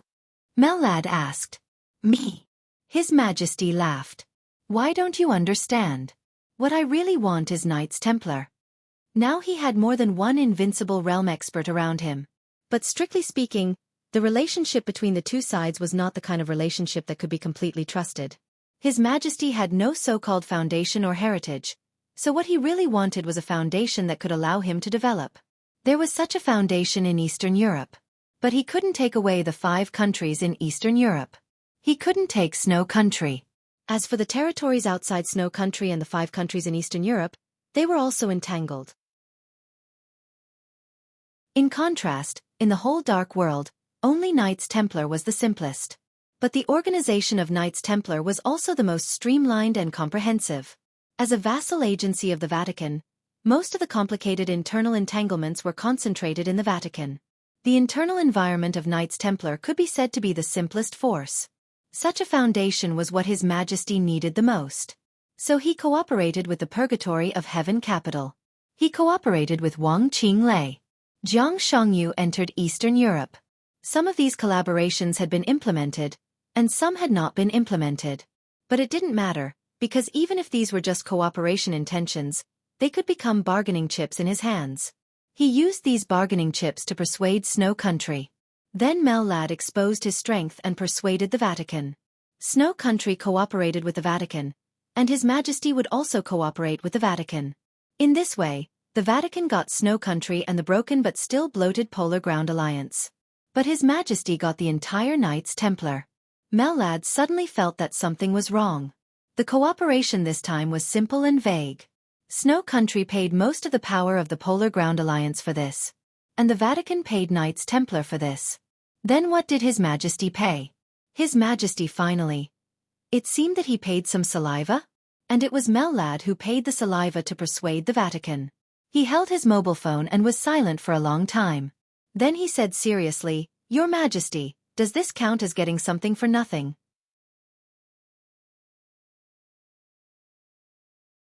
Chapter 563. On the second day after Li Huaqing arrived in Reki City, the atmosphere in the whole city became extremely subtle. The excitement of the people welcoming the friends from Jianghu State gradually subsided. The media, which had been singing praises for a whole day yesterday, began to analyze the huge business opportunities and economic effects brought to Wulan State and even the whole of Eastern Europe after the close connection between Jianghu State and Wulan State. The major media openly described the welcome dinner held for Jianghu State as the top summit in Eastern Europe and Jianghu State. It seemed that in order to confirm this statement, Wulan State also directly responded. In the airport of Reki City, civil aviation flights to all parts of the world were temporarily grounded. The international airport of Reki City seemed to have become a paradise for private jets. From Li Huaqing's arrival until noon the next day, one private jet after another landed in the international airport of Reki City. It could be said that there was an endless stream of them. The patriarchs of the wealthy families in Eastern Europe who could stand on the stage gathered in Reki City. They did not come alone. Each of them brought a professional negotiating team and prepared detailed plans in advance. Top bodyguards, business elites, and wealthy families kept pouring out of the airport. As soon as they arrived in Reki City, they used all their connections to ask for a meeting with the delegation members of Jianghu State. Some of the wealthy families had roughly the same intention of cooperation with Jianghu State. Before they could see the distinguished guests of Jianghu State, they had become competitors with each other and even had several conflicts. However, no matter how they fought with each other, when it came to Jianghu state, everyone behaved extremely meekly. These people who stood at the top of Eastern Europe were undoubtedly the ones who could really see the current situation clearly. But they were all businessmen. They used the power of capital to do whatever they wanted in the world of capital. This was a world that was purer than the dark world to some extent. In the world of capitalists, there was no so-called hot-bloodedness or a sense of belonging to the country. What they wanted was only interests. Therefore, they knew that Jianghu state did not come to Eastern Europe for any cooperation at all. Its fundamental purpose was to plunder. But when the media sang praises of merits, these people were more enthusiastic than anyone else. Whether it was plunder or cooperation, for them, as long as it was beneficial, it was good. So in less than a day, Li Tianlan received countless gifts. There were all kinds of gifts. There were valuable ancient armors that had been collected by the big families for decades or even hundreds of years, famous swords used by famous generals in Eastern Europe, and some medals with great history. After knowing that Dongqing Rushi was by Li Tianlan's side, some extremely expensive gemstone jewelry were also sent by the big families. The top economic circle in Eastern Europe had always been extremely strange, or it could be said that it was a common problem in all capitalist countries. There were very few wealthy families at the top. For example, the former four families occupied most of the resources in Eastern Europe. With the benefit chain they created, some small wealthy families rose. The so-called prosperity in Eastern Europe was supported by the four families and many small families. As for some middle-level wealthy families, there was little room for them to develop in Eastern Europe. When many small wealthy families sent gifts to Li Tianlan, just by looking at the gift list, the approximate evaluation of professionals had already exceeded 9 figures. Li Tianlan could be said to have made a windfall. Li Tianlan did not stand on ceremony and accepted all the gifts. In fact, it had nothing to do with corruption. Behind each gift was a network in Eastern Europe. When many networks were intertwined, they became a network that could cover the whole of Eastern Europe, no matter how Jianghu state treated Li Tianlan now. This chapter is not over. Please turn the page. It was so subtle. At least in the future, the 5 countries in Eastern Europe would be Li Tianlan's world. Li Tianlan did not trust these small wealthy families, and these wealthy families did not trust Li Tianlan either. Accepting this gift was the first step in contact between the two sides. With a good start, all the exchanges in the future would naturally be able to gradually deepen. The Qin clan, which had now become the largest wealthy family in Eastern Europe, did not send any gifts. But Qin Dongchao, the patriarch of the Qin clan, had already appeared in the Manlisai Hotel in Reki City early in the morning. The first person he looked for was Li Tianlan, not Li Huaqing. This also showed the attitude of the Qin clan to a certain extent. However, he seemed to have appeared a little too early. He arrived at the hotel at 5 o'clock in the morning. It was not until nearly 8 o'clock in the morning that Li Tianlan appeared in front of Qin Dongchao. Li Tianlan looked a little tired, but his smile was still calm. He shook hands with Qin Dongchao and sat down on the sofa. He seemed to be a little apologetic. He shook his head and said with a smile, "Mr. Qin, I'm sorry for the neglect." He had not come back since he left the office of the president yesterday. It was already late at night after he chatted with the master of Samsara Palace. Then Dongqing Rushi sent him another document. When he finished reading it overnight, it was nearly 3 o'clock. Qin Weibai had been staying by his side after taking a shower. While he was reading the document, she was watching him. He could not let down the beautiful scenery and the beautiful woman on such a good day. Li Tianlan forced himself to read the document calmly, and immediately turned into a beast. He held the delicate body that was enough to make the world crazy and tossed it until dawn. Even when Qin Dongchao had just arrived in Reki City, the last war between him and Qin Weibai had not ended. Li Tianlan received the call, but he was too lazy to move at that time. He slept for 2 hours in a daze. Finally, he struggled to get up and came to the Manlisai Hotel. "Your Highness is busy and has to take care of everything. I'm half the host. I'm a little ashamed that I didn't come until today." Qin Dongchao shook his head with a smile. "I'll remember the Lin clan's contribution this time. Mr. Qin, you and I don't need to be so polite." Li Tianlan laughed. Dongqing Rushi came over with 2 cups of tea. When she put the tea beside Li Tianlan, her delicate little nose twitched. The unfamiliar but unforgettable fragrance entered her nostrils. Dongqing Rushi glanced at Li Tianlan and pursed her lips. Li Tianlan was a little embarrassed. He coughed and said directly, "Mr. Qin, did you come here today for tonight's dinner?" "Of course," Qin Dongchao said with a smile.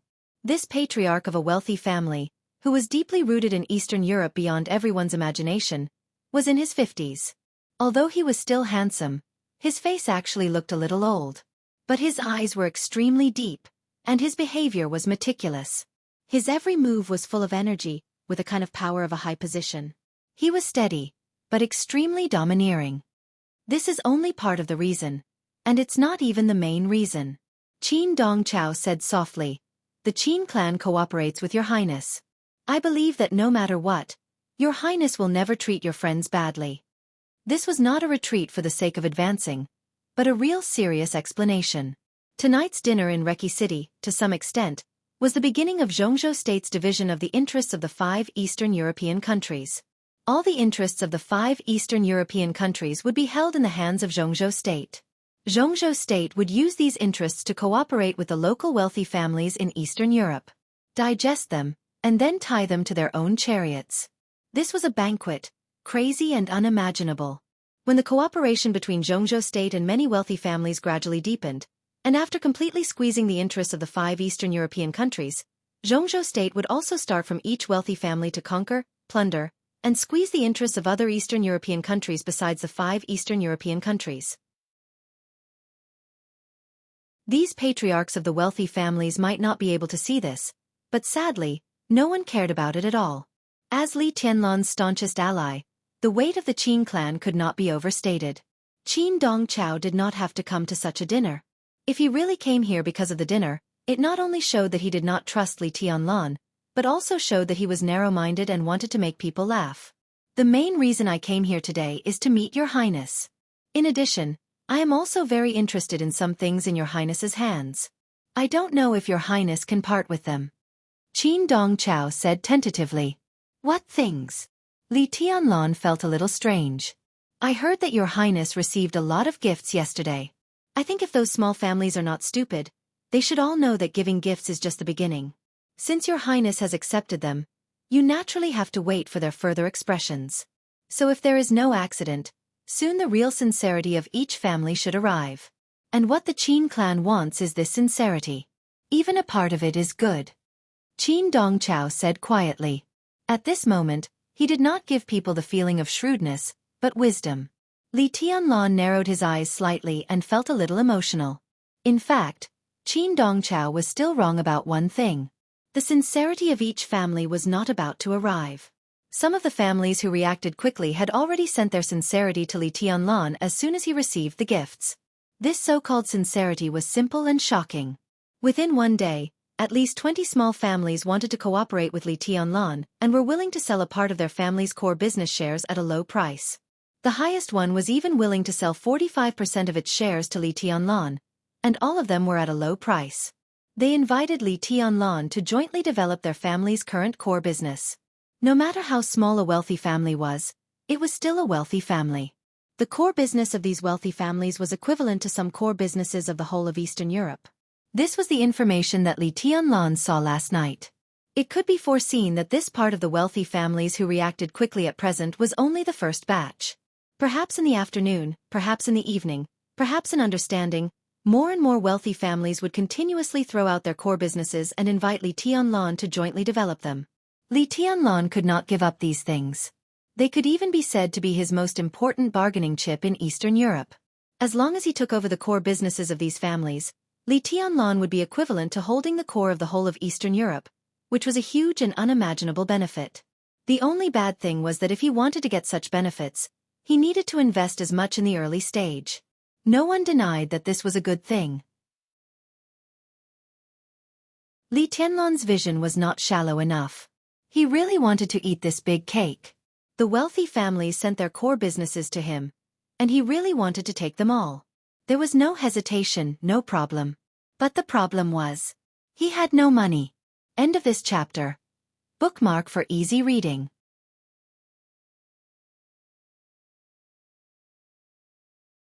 Chapter 564. Money was not everything. But it was impossible to do without money. In fact, strictly speaking, Li Tianlan and East Emperor Palace were not poor. Their main source of income came from the investment of the Flourishing Age Fund. This sounded a little mean, but no one who really knew the Flourishing Age Fund dared to say so. The economic strength of the forces invested by the Flourishing Age Fund depended entirely on the support of the Flourishing Age Fund, not the financial strength of the Flourishing Age Fund. What did it mean to be as rich as a country? Han Donglu, the boss of the Flourishing Age Fund, was probably really as rich as a country. For him, the so-called money was really just a string of numbers. When he was so rich, no matter how long the string of numbers was, it was even meaningless. Li Tianlan had received 2 investments from the Flourishing Age Fund for the establishment of East Emperor Palace. If the first investment was the so-called small amount, then the second investment of tens of billions of yuan was enough to be a real big amount. Moreover, the money had been in the account before Li Tianlan came to Eastern Europe. It was in the hands of Ning Qianqing, and he took it to Tiannan. It was not a small sum of money anywhere. It was just that Li Tianlan wanted too much. The core business of any wealthy family in Eastern Europe, even if it was just a small share, could not be bought with tens of billions of capital under normal circumstances. Now, although they intended to sell it at a low price, it was completely different concepts to have no choice of dependence and tentative cooperation. This low price would not really be so low. With Li Tianlan's current funds, he could probably barely take over the core business of 2 small families, and this was still under the condition of giving up the investment of Tiannan. Li Tianlan really had no money. But he had a lot of choices. The Dongqing clan and even the entire giant group. The academics. The Flourishing Age Fund. He had chips in his hands, so he had countless choices. At present, what he was going to take over was part of the core business of almost all the families in Eastern Europe, including energy, military, aviation, real estate, media, construction, oil, minerals, automobiles, from the lifeline of the country to the clothing, food, housing, and transportation. All the core industries in Eastern Europe were in front of him. As long as he paid, he could take them away. As long as he had enough money, in the future, Li Tianlan could hold the heart of all Eastern Europe.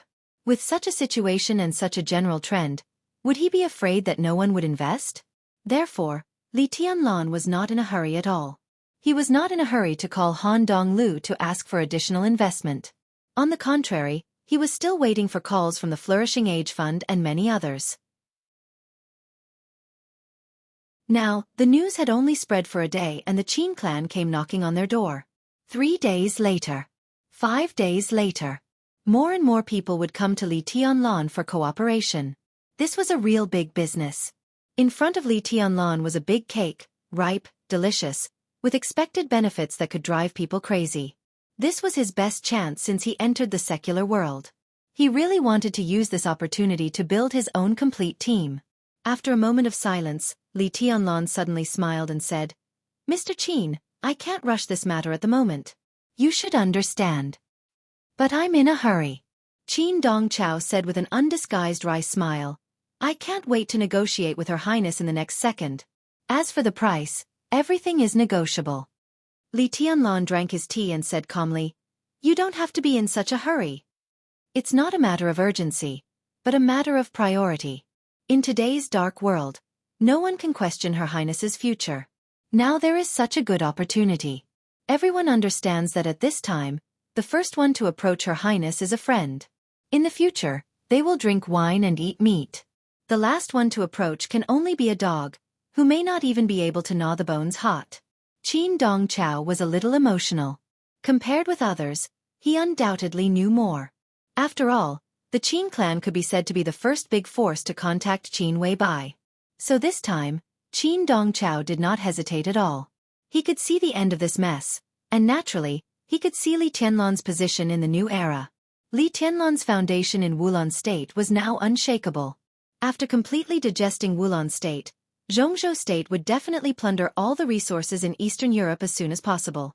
His future position in Eastern Europe was completely unimaginable, so countless small families did not hesitate to take out part of their core interests, looking forward to being tied to Li Tianlan. If Li Tianlan took this interest, he would be the future core of Eastern Europe. Those families who cooperated with Li Tianlan could also take advantage of the situation to get more benefits from Jianghu State. This was a real win-win situation. As long as they leaned on Li Tianlan and had no other thoughts, they would not take any risks. This chapter is not over. Please turn the page. This was Li Tianlan's future position. For Eastern Europe, if Li Tianlan was stable, Eastern Europe would be stable. For Jianghu state, if Eastern Europe was stable, Li Tianlan would be stable. At this moment, Qin Dongchao thought of the Samsara Palace and the Li family. In fact, he didn't know much about the Li family. The collapse of the Li family was vigorous. But when the aftermath of the collapse swept through Eastern Europe clapped its hands and cheered. At most, it felt a kind of joy after surviving the disaster. The shadow brought by the two highnesses of the Li family, who swept through the whole of Eastern Europe like a gale, had not been eliminated. Otherwise, Wulan state would not be so cowardly today. That was why the Samsara Palace was making arrangements here. Even though the old man of the Li family was no longer in the invincible realm, he was still awe-inspiring. He was making arrangements in Tiannan. That was a gift from the Li family to Li Tianlan. And the Samsara Palace was making arrangements in Eastern Europe. That was a gift from Qin Weibai to Li Tianlan. As long as Li Tianlan took over Eastern Europe and Tiannan, such a foundation was enough to build a new dynasty. Even an empire. Mr. Qin, you're too serious. Li Tianlan shook his head and said, "Those who can support me at this time are all friends." Qin Dongchao smiled and said quietly, "Your Highness, we don't have to be polite. Since Your Highness entered Eastern Europe, the Qin clan has spared no effort in supporting Your Highness. Not to mention that the second brother is still lying in the hospital. The power of the Qin clan is still strangling Violet and Morton. I'm not asking for credit from Your Highness. I just want to say that the Qin clan has never let Your Highness down. So today, I sit in front of Your Highness with a clear conscience. I think the Qin clan is qualified to sit in the same boat as Your Highness." Of course. Li Tianlan smiled without hesitation. He reached out and poured a cup of tea for Qin Dongchao. He said seriously, "I remember everything about the Qin clan." Qin Dongchao nodded and said softly, "In that case, Your Highness, I think we can still talk. Since we are all sensible people, it's more convenient to talk about it. Your Highness has a lot of chips in your hands. These chips are enough for Your Highness to set up a real team in Eastern Europe. The Qin clan can't take all of them, but it's not too much to want to take some, right? At this time, I think I should be able to talk to Your Highness." Li Tianlan smiled and handed Qin Dongchao a cigarette. He narrowed his eyes and said, "What's your intention, Mr. Qin? We don't want much. At present, there are about 4 families that have taken a fancy to you, such as the Cullen family. No matter how much they offer you, the Qin clan will bear this number for you and is willing to give Your Highness 30% more. As for the shares that the Cullen family gives you, the Qin clan wants 70%. He looked at Li Tianlan with calm eyes. Li Tianlan held the teacup and looked at Qin Dongchao with a faint smile. All this seemed to be very good. The Cullen family was a big family in Wulan state. It could also be said to be one of the most powerful families in Wulan state except for Rekvia. In the agreement given to Li Tianlan, the Cullen family was willing to sell 30% of its shares to Li Tianlan. Their offer was 15 billion Jianghu dollars, and the details could be discussed later. This price was really low. If it was on a normal day, it was hard to say how many shares the Cullen family could buy with 15 billion Jianghu dollars. In fact, the Cullen family would not sell at all. Obviously, the Cullen family had great expectations for Li Tianlan's future and cooperation with Jianghu state.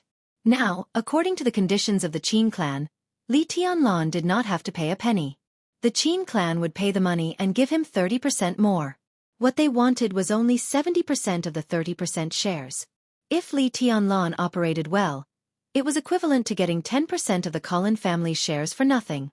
It sounded like a bargain. But in fact, the Qin clan was mercilessly demanding an exorbitant price. Even if Li Tianlan did not pay, his status was there. If he wanted to find someone to pay for him, many people would be willing. After all, this was the core interest of countless core areas in Eastern Europe. Without Li Tianlan, the Cullen family would not sell these things even if they were beaten to death. When the Qin clan gave money, they wanted to swallow 70% of Li Tianlan's interests. It was a beautiful dream, but how was it possible? However, Li Tianlan was not angry at what Qin Dongchao had done. This was the attitude that a patriarch of a wealthy family should have. Friendship was friendship, but business was business. Li Tianlan suddenly had a mischievous idea. Qin Dongchao wanted 70% of the shares. Li Tianlan simply wanted to be more outrageous. He wanted to say that he would only be given 10%. That was what he thought. Just as he was about to speak, the door of the living room was pushed open from the outside. A somewhat familiar voice sounded outside. "Ah, does he live here? I don't think so. We should consider investing in Reki City. This chapter is not over. Please turn the page." A hotel. Qin Dongchao and Li Tianlan looked at each other and looked back at the same time. In their sight, Dongqing Rushi came in with a man and a woman. They looked like a father and a daughter. Walking in the front was a thin middle-aged man. He looked around with his hands behind his back, and his eyes were deep and calm. Qin Dongchao's face was gloomy. His heart also sank slightly. The middle-aged man nodded to Qin Dongchao as a greeting, and then looked at Li Tianlan with a smile. "What are you talking about? What are you doing here?" Before Li Tianlan could speak, Qin Dongchao had already asked coldly. The middle-aged man was stunned, and then he couldn't help laughing. "What do you mean, old Qin? You know that there is business here. I'm not stupid. How can I not know?" Li Tianlan looked at the middle-aged man who came in, and his eyes lit up slightly. Then he looked at Qin Dongchao and saw a touch of helplessness and embarrassment in his eyes. "Old Han is here. Sit down. Ah, Xinyan, sit down too. Rushi, go make tea." Li Tianlan stood up, full of enthusiasm. Not to mention Qin Dongchao, even if this father and daughter faced all the economic giants, in terms of wealth, they could not be at a disadvantage. Han Donglu, the boss of the Flourishing Age Fund in Jianghu State, and his daughter, Han Xinyan. Li Tianlan and Han Donglu were not familiar with each other, but he called Han Donglu and Xinyan very naturally, which showed that they were very familiar with each other. Han Xinyan's body trembled slightly. In a trance, she seemed to see Li Tianlan raising the butcher's knife and slaughtering the entire Qin clan. Han Donglu sat down on the sofa and looked at Qin Dongchao, whose face was gloomy. Then he smiled and said, "It seems that I came at the wrong time." Qin Dongchao snorted coldly and said nothing with a sullen face. It was not his fault that he had no tolerance. The Flourishing Age Fund had just swept Eastern Europe more than a month ago. At that time, it was the time when the chaos of the Dark World swept toward Eastern Europe. An oligarch family in Snow Country was destroyed. In an instant, all financial funds were like sharks that smelled blood. The Flourishing Age Fund cooperated with the Wang family of Beihai as soon as possible, and a large amount of funds rushed into Eastern Europe. On the same day, financial giants all over the world heard the news, and the unimaginably strong funds instantly broke the financial order of Eastern Europe. Eastern European currencies rose and fell. In just a few days, the Flourishing Age Fund had taken away a lot of wealth from Eastern Europe, and part of this wealth must belong to the Qin clan. The Flourishing Age Fund had grown to the extent that everyone hated it but also feared it. Many people hoped to cooperate with the Flourishing Age Fund to plunder the wealth of other countries, but they were also wary of the Flourishing Age Fund attacking them as if they were facing a formidable enemy. Such a notorious financial fund, wherever its boss appeared, as long as it was not for cooperation, he would most likely be boycotted by all the wealthy patriarchs in the country. "You came at the right time." Li Tianlan suddenly laughed. "Old Han, I recently have more core shares of some Eastern European families, such as the Cullen family. I was just talking to Mr. Qin about this issue. He intends to give me 30% more funds and take away 70% of the shares of the Cullen family that belong to me. We are still talking about it." Qin Dongchao glanced at Li Tianlan expressionlessly. Li Tianlan smiled brightly. Qin Dongchao smiled bitterly in his heart and did not speak. Give him 30% more, but 70% of the shares? Han Donglu glanced at Qin Dongchao and said with a smile, "The surname of the Qin clan shouldn't be Qin. It should be He." Qin Dongchao was furious and said with a black face, "What do you mean?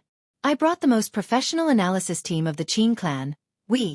Come on, as if everyone has a few analysis teams. When it comes to this kind of team, our Flourishing Age Fund can be said to be the top."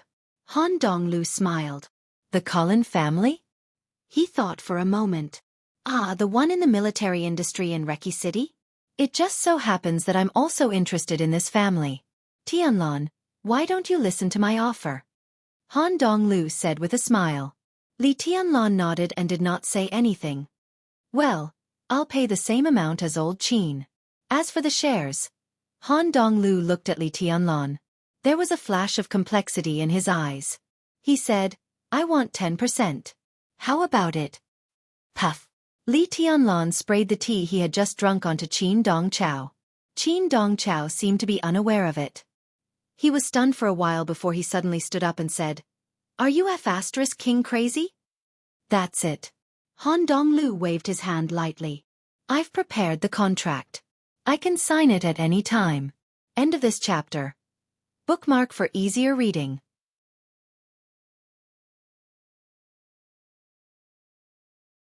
Chapter 565. For a moment, Qin Dongchao even thought that the current situation was a trap set up by Li Tianlan and Han Donglu.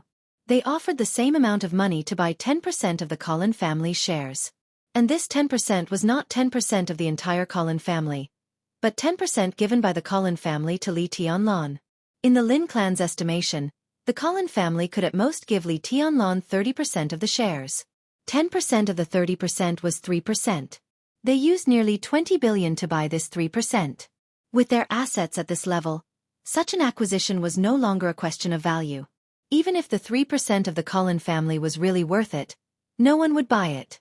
A huge amount of money was thrown into it, and what they could get back was just some dispensable dividends.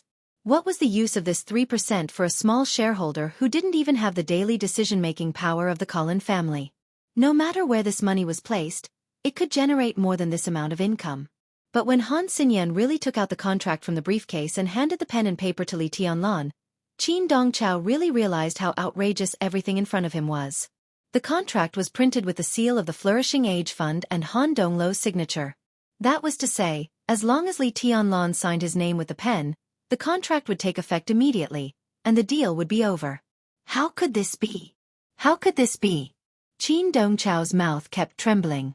As the boss of the Flourishing Age Fund, did he really have so much money that he didn't know how to spend it?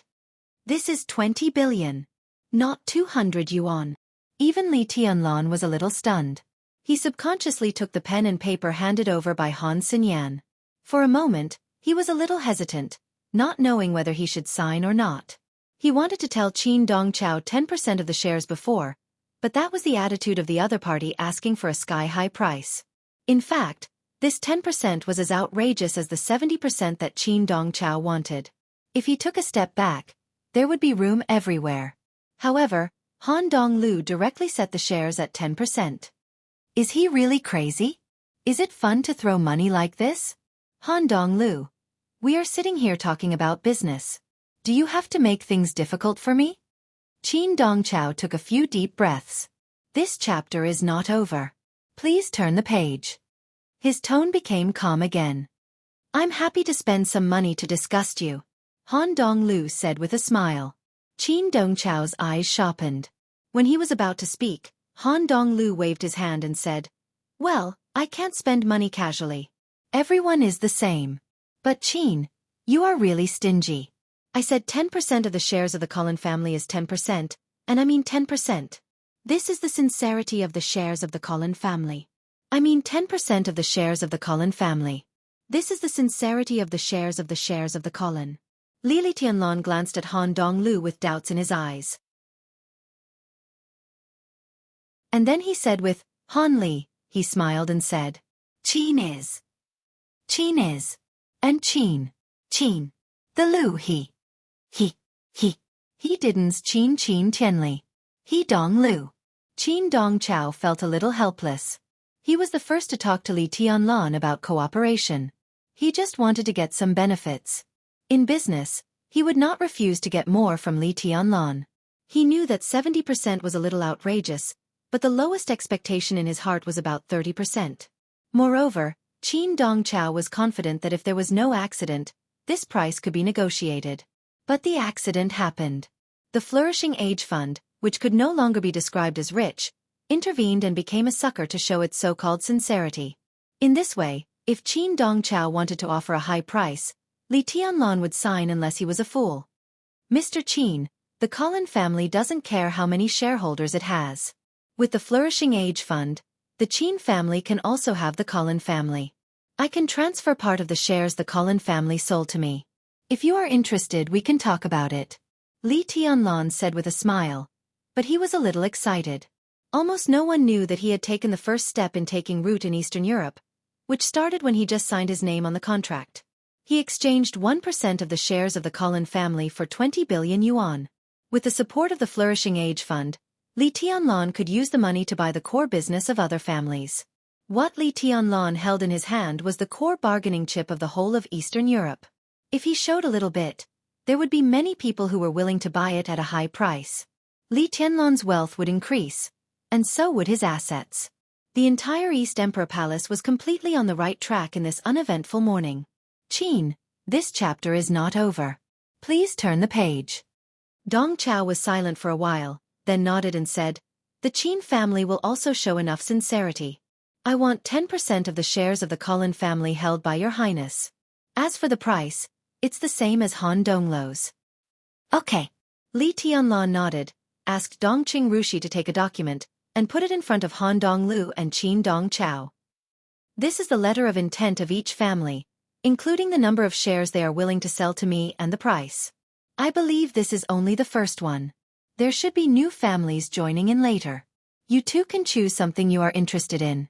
As for the price, I won't let you suffer a loss, but I won't suffer a loss myself. There's no need to read it. Han Donglu pushed the document to Qin Dongchao, looked at Li Tianlan, and said with a smile, the Flourishing Age Fund wants a share of these businesses. I brought the professional team of the Flourishing Age Fund this time. You will receive the offer from the Flourishing Age Fund before tonight. Qin Dongchao's eyes twitched. He glanced at Han Donglu and said sarcastically, the Flourishing Age Fund is indeed the leading financial giant, but there are many industries in it. Han Donglu, aren't you afraid of choking to death? Industries? Han Donglu glanced at Qin Dongchao. For some reason, the patriarch of the Qin clan suddenly felt that the eyes of the financial giant in front of him became extremely strange for a moment. Then he shook his head with a smile and said softly, how can this be an industry? This is the whole of Eastern Europe. The business of the Flourishing Age Fund will expand to Eastern Europe recently, so I can buy as many of these things as Tianlan has. Money is not a problem. Li Tianlan laughed. His attitude was actually the same as Han Donglu's. When he was in control of Eastern Europe, he could have as many partners as Han Donglu. Projects and shares were not a problem. In the face of this once-in-a-lifetime opportunity, his ambition had been burning uncontrollably. He wanted to build a real empire based on Eastern Europe. The more people joined this feast, the more partners he would have, and the more stable the empire would be. Today was only the first day. But the Flourishing Age Fund and the Qin clan had joined in and become the giant pillars that could support his entire empire as stable as a rock.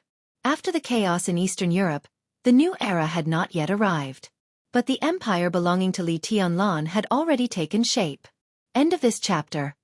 Bookmark for easy reading.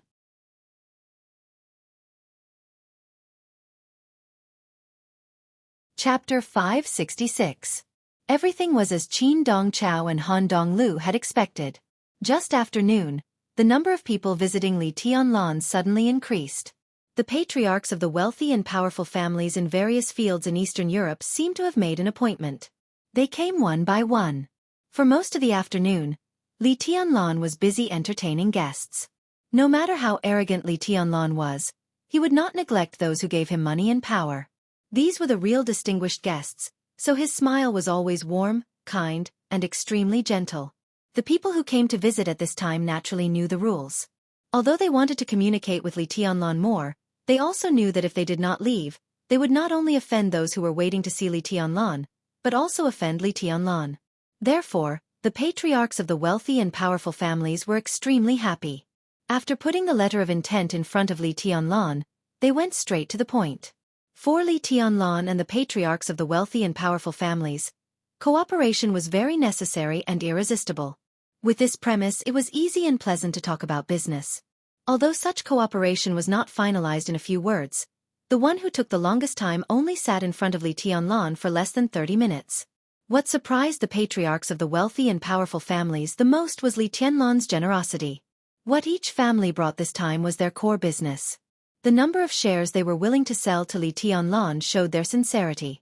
Naturally, no one was willing to give more, but no one dared to give less.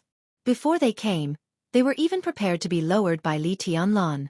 This was a very normal thing, but the most abnormal thing was that no matter how much they offered, Li Tianlan agreed without hesitation and stated that the funds would be in place in the near future. No matter what level the business was at, such a straightforward man was rare. When the patriarchs of the wealthy and powerful families left, they were satisfied and had great expectations for future cooperation. The continuous reception officially ended at 4 o'clock in the afternoon. It was still raining in Reki City, and the sky was gradually dimming. The light was on in the study. Li Tianlan held a letter of intent and looked at it carefully. In front of him, there was a thick pile of letters of intent from each family. Li Tianlan looked at the letter of intent in front of him. His eyes filled with satisfaction. He didn't care about the price at all. Anyway, he had no money. No matter how much the other party offered, he couldn't afford it. However, with this letter of intent in his hand, a large number of people couldn't wait to pay for him. In this way, lowering the price became meaningless. What Li Tianlan needed to do was very simple. Sign, take the money, pay, and then sit back and wait for the money. It was a pleasure working with you. It seems that people from Jianghu state should be transferred here to deal with these things. Li Tianlan put the letter of intent aside and sighed with emotion. Tribulation was in charge of the snow dance corps, so there was no need to worry. But he couldn't count on the iron-blooded soldiers of the Snow Dance Corps for the cooperation at present. It involved dozens of wealthy families and countless core businesses, and the funds involved were unimaginable. In this kind of cooperation, both the investment and the income every day were enough to drive people crazy. Li Tianlan knew himself well. At least he couldn't handle these businesses with ease. Moreover, among the people he knew, there didn't seem to be any talent in this field. Except for Qin Weibai. Li Tianlan was silent for a while. I'll call my family and ask them to send someone over. Dongqing Rushi, who was accompanying Li Tianlan, said. Li Tianlan was stunned. Dongqing Rushi misunderstood him and said, "Don't you trust us?" "No, it's just that I didn't expect the Dongqing clan to have such a talent. Even if there is, it won't be easy to transfer them over, will it?" Li Tianlan laughed. "I'll figure it out." Dongqing Rushi was full of confidence. She paused and continued, "Han Xinyan can also help. You tell Han Donglu, and he will agree." Li Tianlan nodded. It was such a big cooperation. No matter how ambitious Han Donglu was, he couldn't let go completely. If Han Xinyan stayed, she could not only help but also reassure the flourishing age fund. Li Tianlan reached out and pinched Dongqing Rushi's nose. When he was about to speak, the phone suddenly rang. It was Qin Weibai's phone call. Li Tianlan picked up the phone and said with a chuckle, "You're up." On the other side of the phone, Qin Weibai. "This chapter is not over. Please turn the page." After a pause, she snorted with dissatisfaction and said with hatred, "You're not satisfied that I'm not tortured to death by you, are you?" Li Tianlan laughed, and his eyes inadvertently met Dongqing Rushi's. Dongqing Rushi's eyes were clear, and her face was innocent. Li Tianlan subconsciously stopped smiling and coughed. "Where are you?" Qin Weibai asked softly. "Still in the hotel." Li Tianlan patted the letter of intent beside him and said, "I dealt with some things." Qin Weibai was silent for a few seconds, and then said softly, "I'm leaving." Li Tianlan paused and looked up at his watch. "Mormons?" "Yes. I'll see you off." Li Tianlan stood up without hesitation and hung up the phone directly. "Wait for me." Dongqing Rushi stood up and took a coat from the hanger. Li Tianlan hesitated, held her hand and said, "Little Bai is here but she's leaving soon. Come with me to see her off." "Ah, sister?" Dongqing Rushi said and looked at Li Tianlan. "Were you with my sister last night?" There was no jealousy in her tone, only curiosity.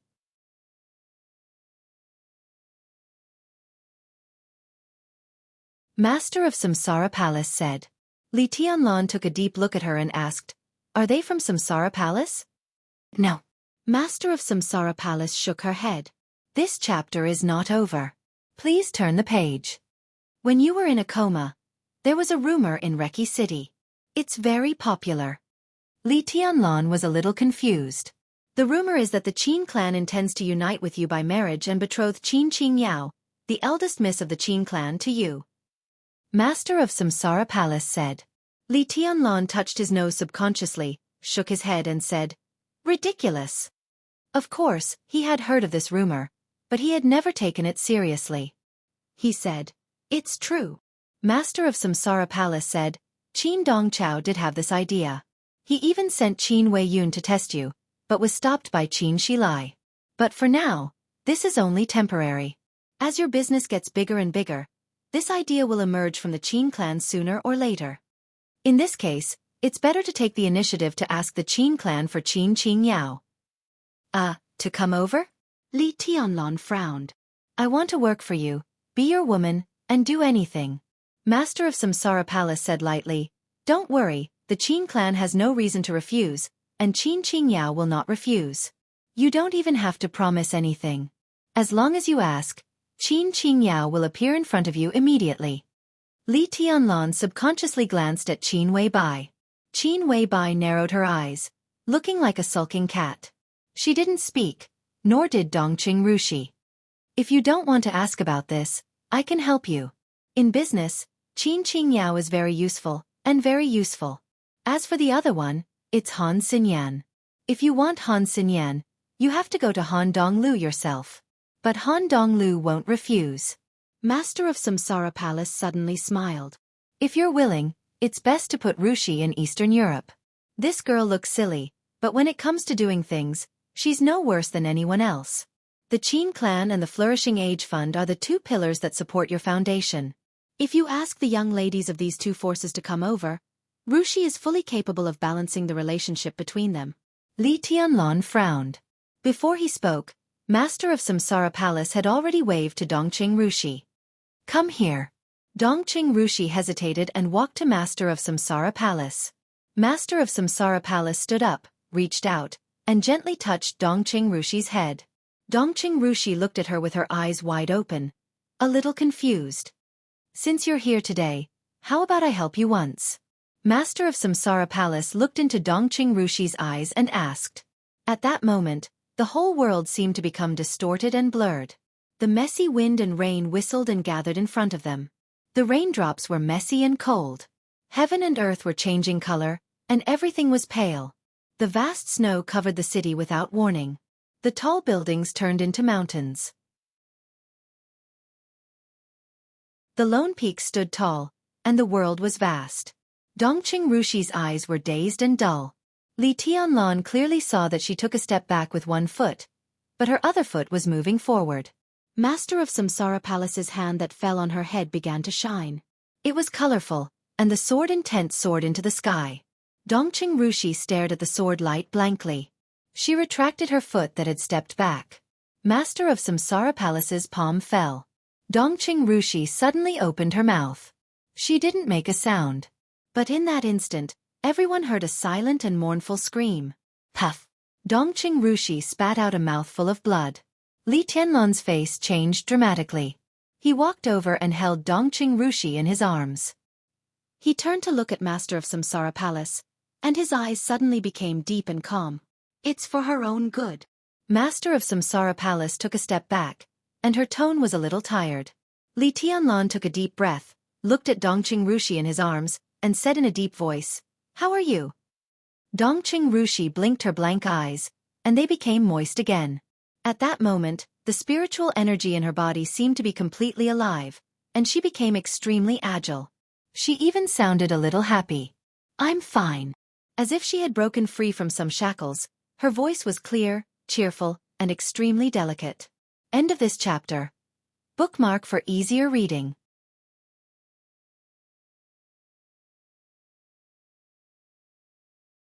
Chapter 567. Li Tianlan looked at Dongqing Rushi seriously. The scene in front of him seemed to be beyond his understanding, but vaguely, he seemed to catch something. It was so vague that he was at a loss.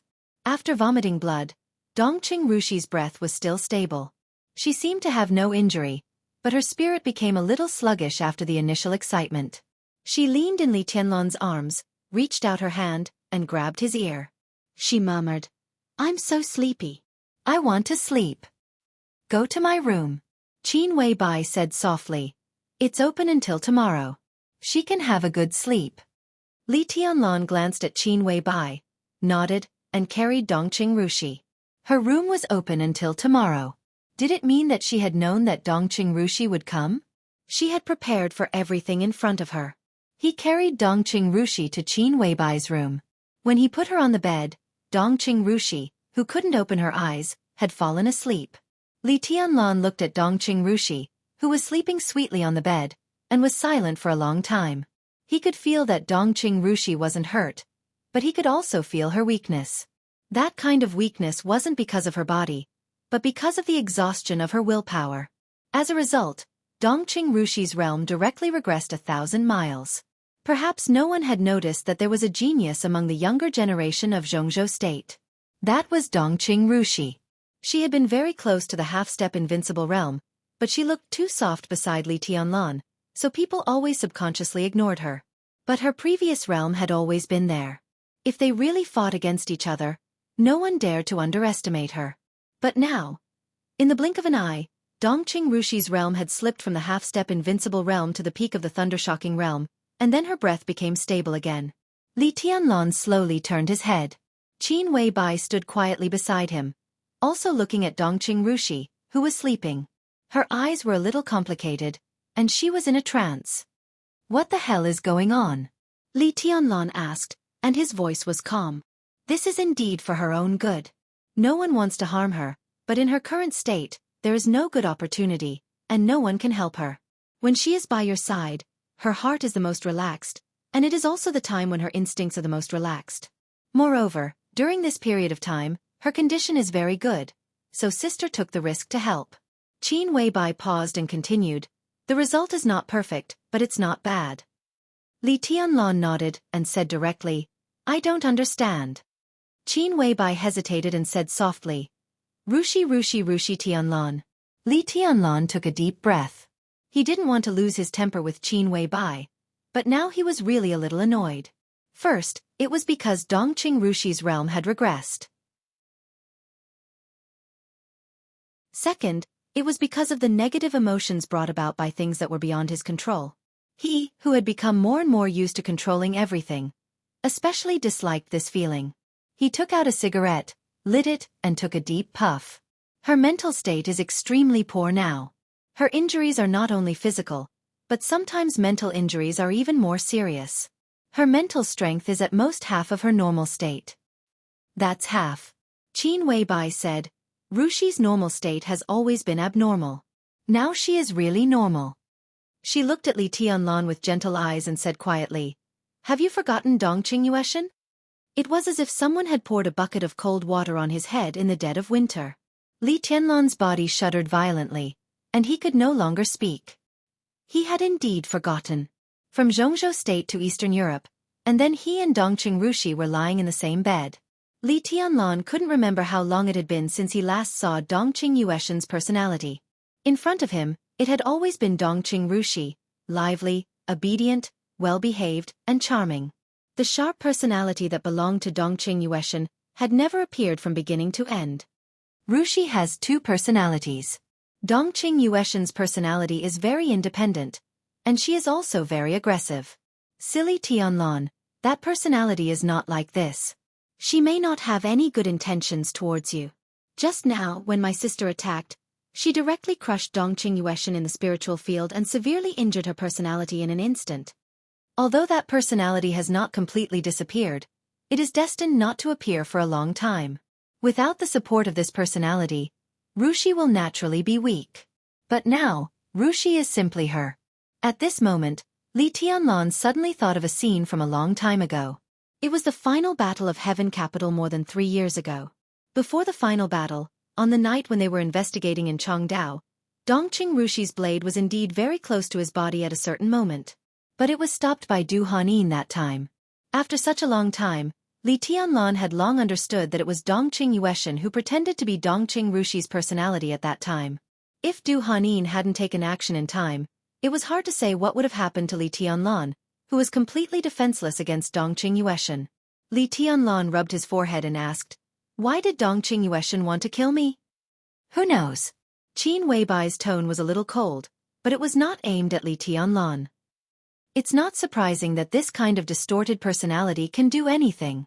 Now, although my sister has hurt her badly, she hasn't completely destroyed her. Sooner or later, she will appear again.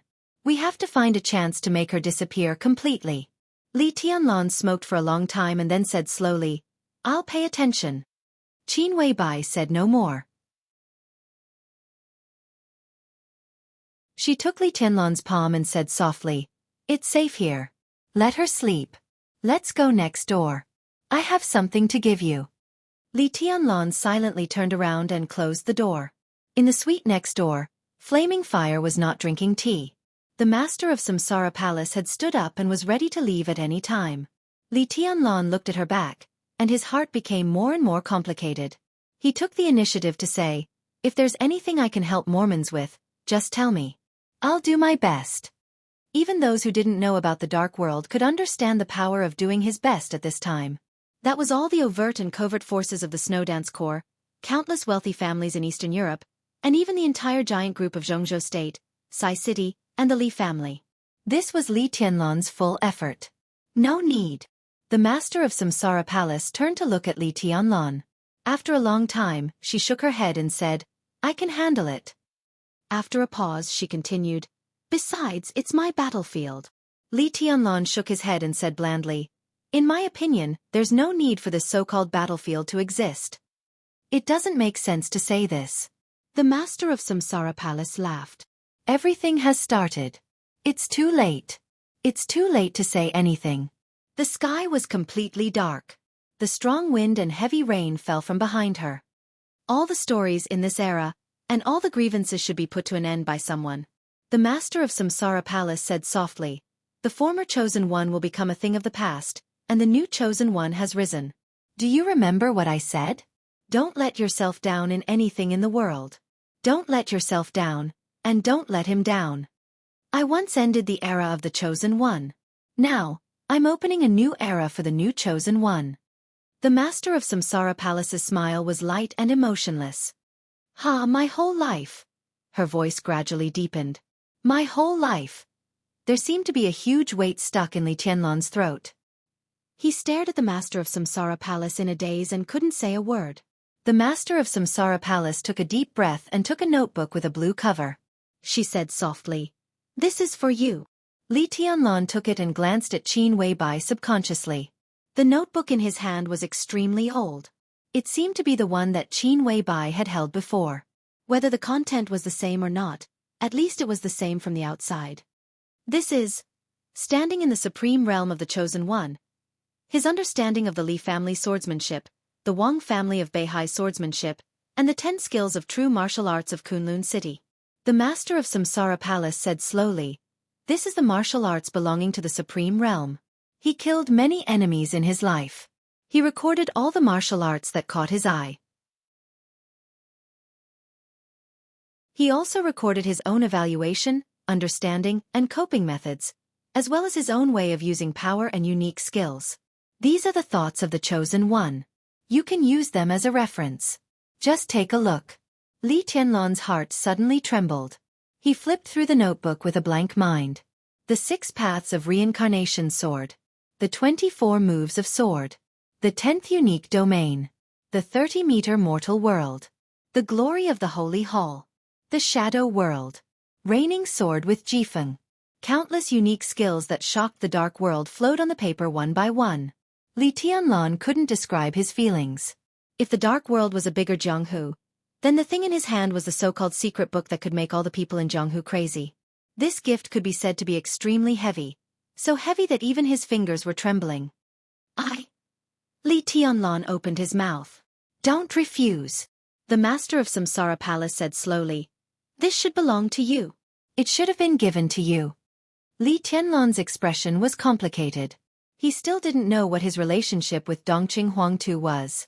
But the existence of the Chosen One was no longer illusory. The blue notebook in his hand was the most important evidence. The real Great Way was in his hand. Deity of the Purgatory of Heaven Capital knew that he had no hope of becoming the Chosen One, so he took another path of the 24 moves of sword. He abandoned the illusory and pursued the ultimate reality. The master of Samsara Palace said softly, "In a sense, I'm the same as him. I can also see the path of the Chosen One, but I can't control his day and night. So I only took one side and reached the present realm. But you're different.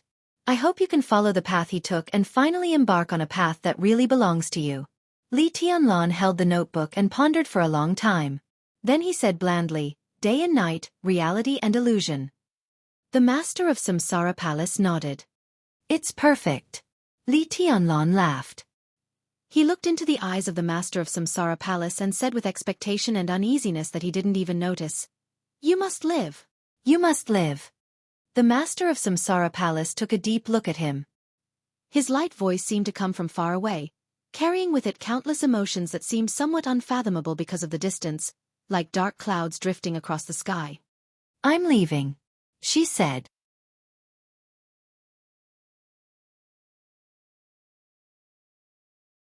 Chapter 568. Snow Country. Mormons. Tianyin walked out of the ancient small castle expressionlessly. Facing the heavy rain, he did not look back. Deity looked at his back quietly, and his aura became more and more real. Since about half a year ago, every time the two met, they parted on bad terms. They had saved each other's lives more than once. They had gone through thick and thin together and fought side by side, but neither of them could persuade each other. With Tianyin as the leader, the cracks in the entire Purgatory of Heaven capital seemed to have become more and more obvious.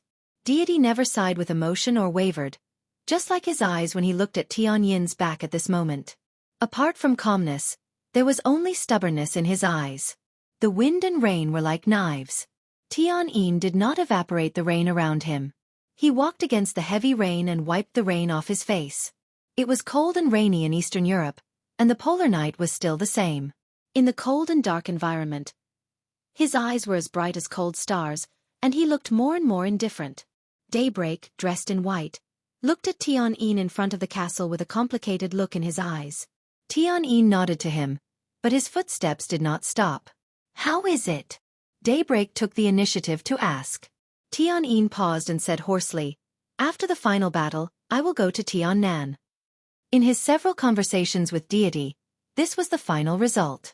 Tianyin was very satisfied with this result, but he definitely did not like it. He did not like this result, not at all. "Why do you have to do this?" Daybreak sighed softly. "Yes, why do you have to do this?" Tianyin repeated and shook his head. He walked into the wind and rain, and the two passed each other. "That's for the best." "Did you think about me when you went to Tiannan?" Daybreak suddenly asked.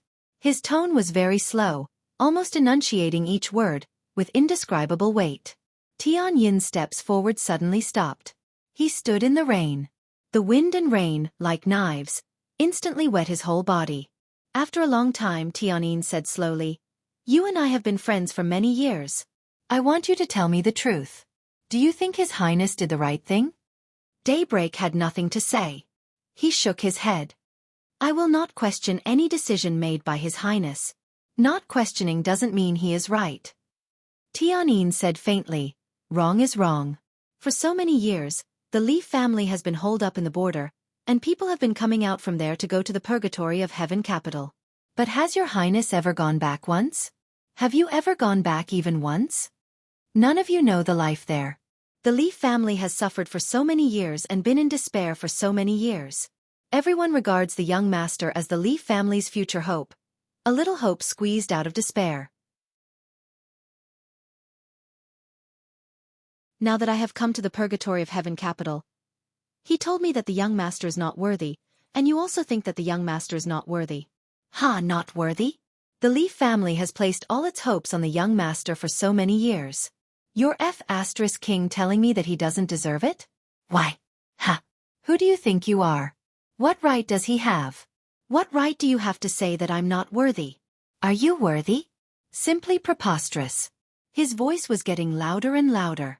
In the wind and rain, he stood in front of Daybreak, almost roaring to vent his long-suppressed emotions. Daybreak said nothing. He did not need to answer that question. Tian Yin's every question was directed at His Highness. He was asking if His Highness was worthy. Did he deserve to deny Li Tianlan? Deity in the castle did not answer. He was quiet. Tian Yin waited for a while and smiled self-mockingly. I will participate in this decisive battle, which can be regarded as an end to my days in the purgatory of Heaven Capital. But I am just the beginning. More and more people will leave here and the purgatory of Heaven Capital. I have no problem with him claiming to be deity. I have no problem with him saying that the young master doesn't deserve it. But in my eyes, he doesn't deserve it either. The purgatory of Heaven Capital doesn't deserve it. The wind and rain were absent-minded and cold. Through the rain, Tian Yin looked at Daybreak in front of him and said in a cold and gloomy tone, "From today on, in my heart, the purgatory of Heaven Capital is the purgatory of Heaven Capital, and the Li family is the Li family. I will return to Tiannan. As for you and me, if I don't die this time, we will meet in Tiannan." Without saying more, he turned around and walked straight into the rain. Standing in the same place, Daybreak's eyes finally showed a touch of bitterness, even pain. Everyone in the purgatory of Heaven Capital knew that he was in charge of everything in Tiannan, and even the entire Sanluo Hall was there. Tian Yin went to Tiannan and stood beside the so-called young master. If they met in Tiannan in the future, what would it be like? What would be the position of the two of them? It was better not to see them. Daybreak took a deep breath. They were brothers who had gone through thick and thin with him. But from today on, what were they? I will break through to the invincible realm in the near future. It's better not to see each other in the future. Daybreak's deep voice sounded and fell into Tian Yin's ears from all directions. He was the second expert in the purgatory of Heaven Capital, except for deity. He had the real combat capability of the invincible realm. With a murderous weapon Shadow the Ripper in his hand, once he broke through, the strength of the entire purgatory of Heaven Capital would greatly increase. Tian Yin's footsteps paused, but he did not stop. In the Dark World, there were very few experts who broke through to the invincible realm after the age of 40. For martial arts, 40 years old was a person's peak period, but it was also the period when one began to go downhill from the peak. But nothing was absolute. There were very few such people, but it didn't mean that there were none.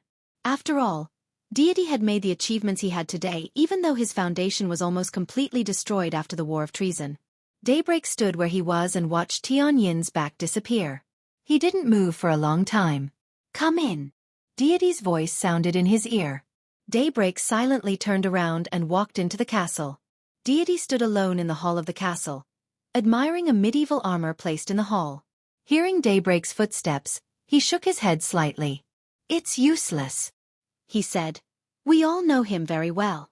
We were able to walk together because we were like-minded. Now we have different paths and can't work together. Let him go." "Do you think Tian Yin is wrong?" Daybreak asked after a moment of silence. "Wrong?" Deity smiled. "We are not children anymore. How can there be right or wrong in everything in the world? There is no right or wrong in the world, but we do."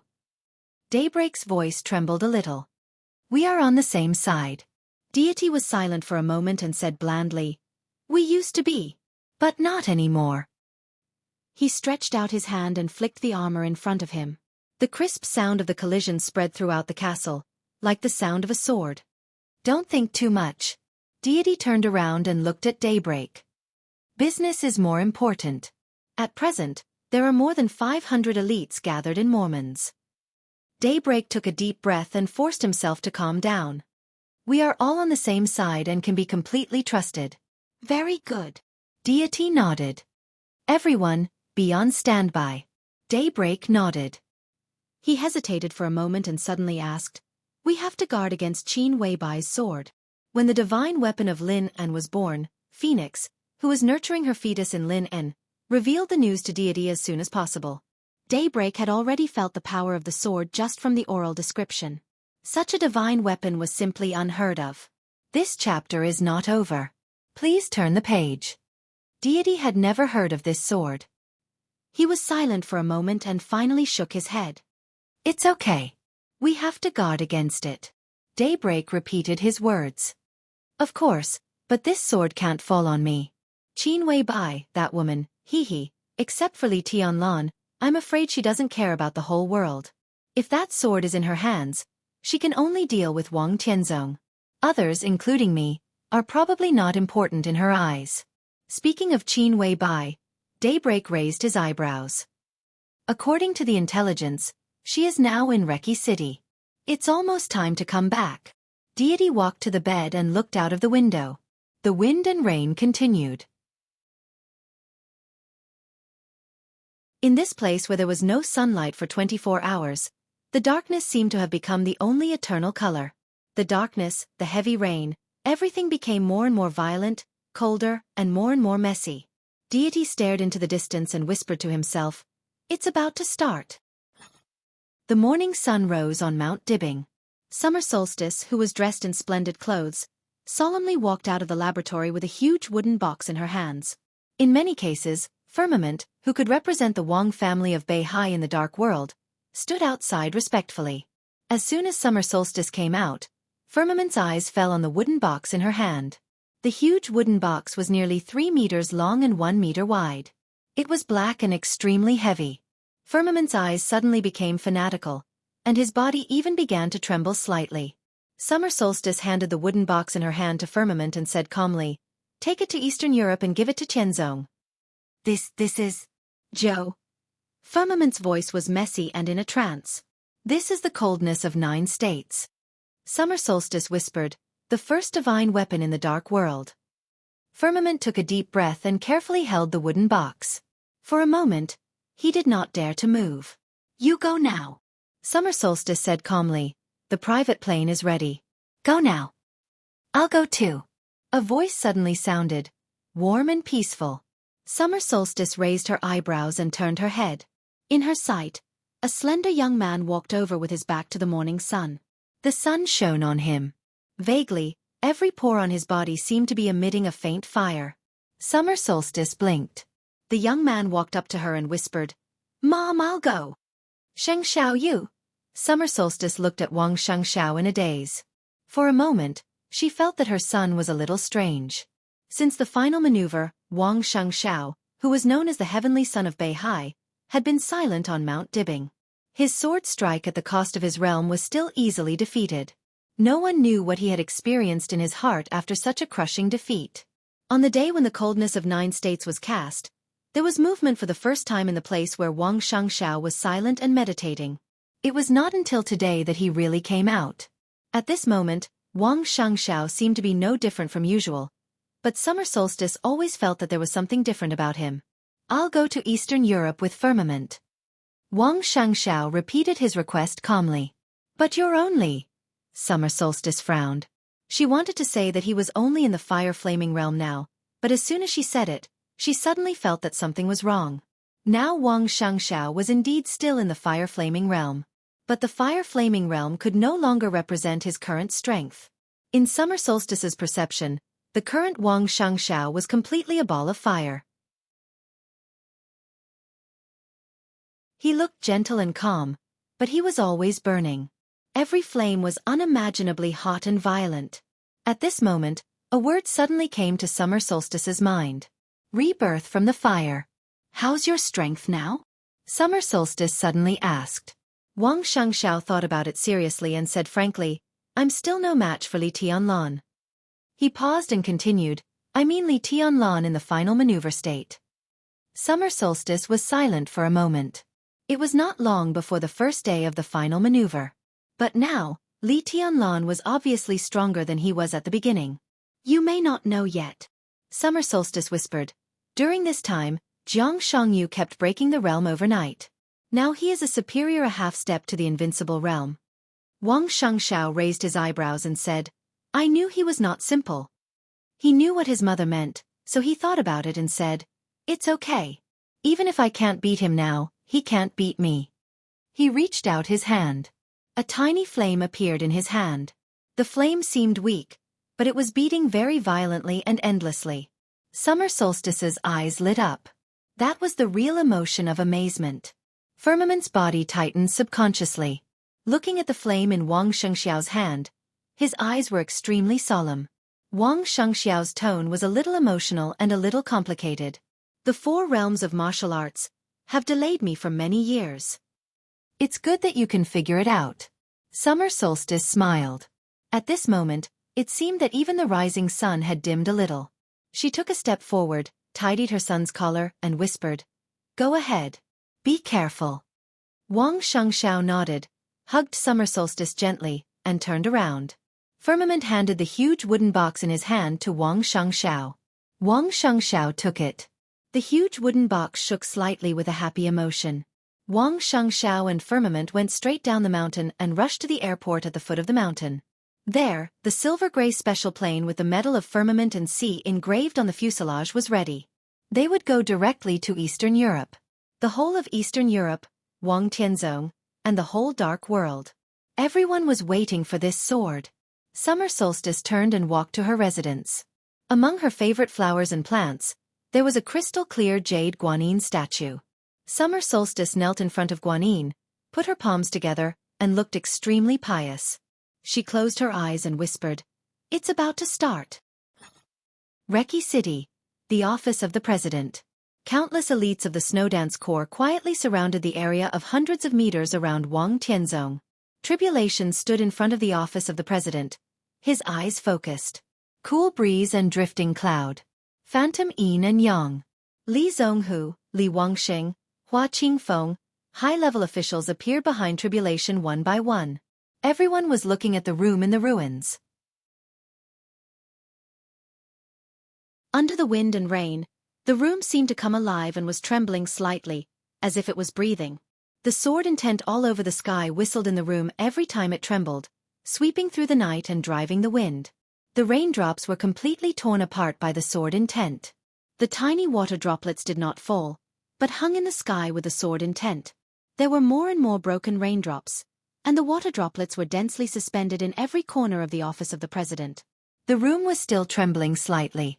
In everyone's sight, the room was becoming more and more blurred and distant. No one could see the room anymore. No one could see Wang Tianzong either. In the blurry world, there seemed to be something. This chapter is not over. Please turn the page. Something was happening. It was slow and firm, but unstoppable. In the room, under the dim light, Wang Tianzong was still practicing calligraphy. His handwriting was getting fewer and fewer. And it was still decreasing. "I'm the first among all the ambitious and ruthless people." There were no more eternal people. The ambitious and ruthless people were also disappearing. The handwriting finally had no you and me. Only the first one was left. Wang Tianzong's movements became more and more natural. The tip of the brush in his hand wandered on the white paper. At a certain moment, he no longer seemed to be practicing calligraphy. He seemed to have no strength at all and was as light as a feather. Only the brush, which seemed to be able to tear the whole world, was still wandering, driving his whole body and will. Sublimation. Upward. Peak. And to the peak again. In the increasingly blurred scene, an elite of the Snowdance Corps, who was guarding the outermost periphery of the square, walked in. He held a letter in his hand. He handed the envelope to the low-level officer above him.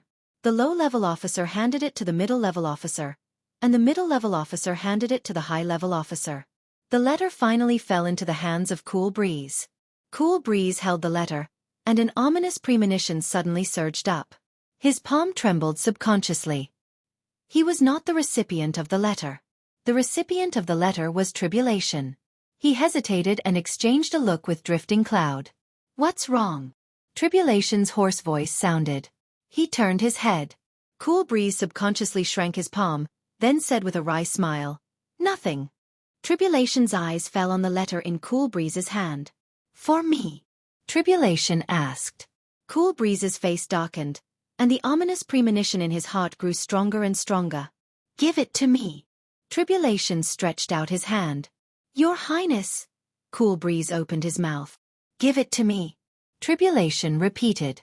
Cool Breeze gritted his teeth and handed the envelope in his hand to Tribulation. Tribulation looked at the envelope, narrowed his eyes, and opened it casually. In the wind and rain, a photo was pulled out of the envelope by Tribulation. Cool Breeze and Drifting Cloud looked a little confused.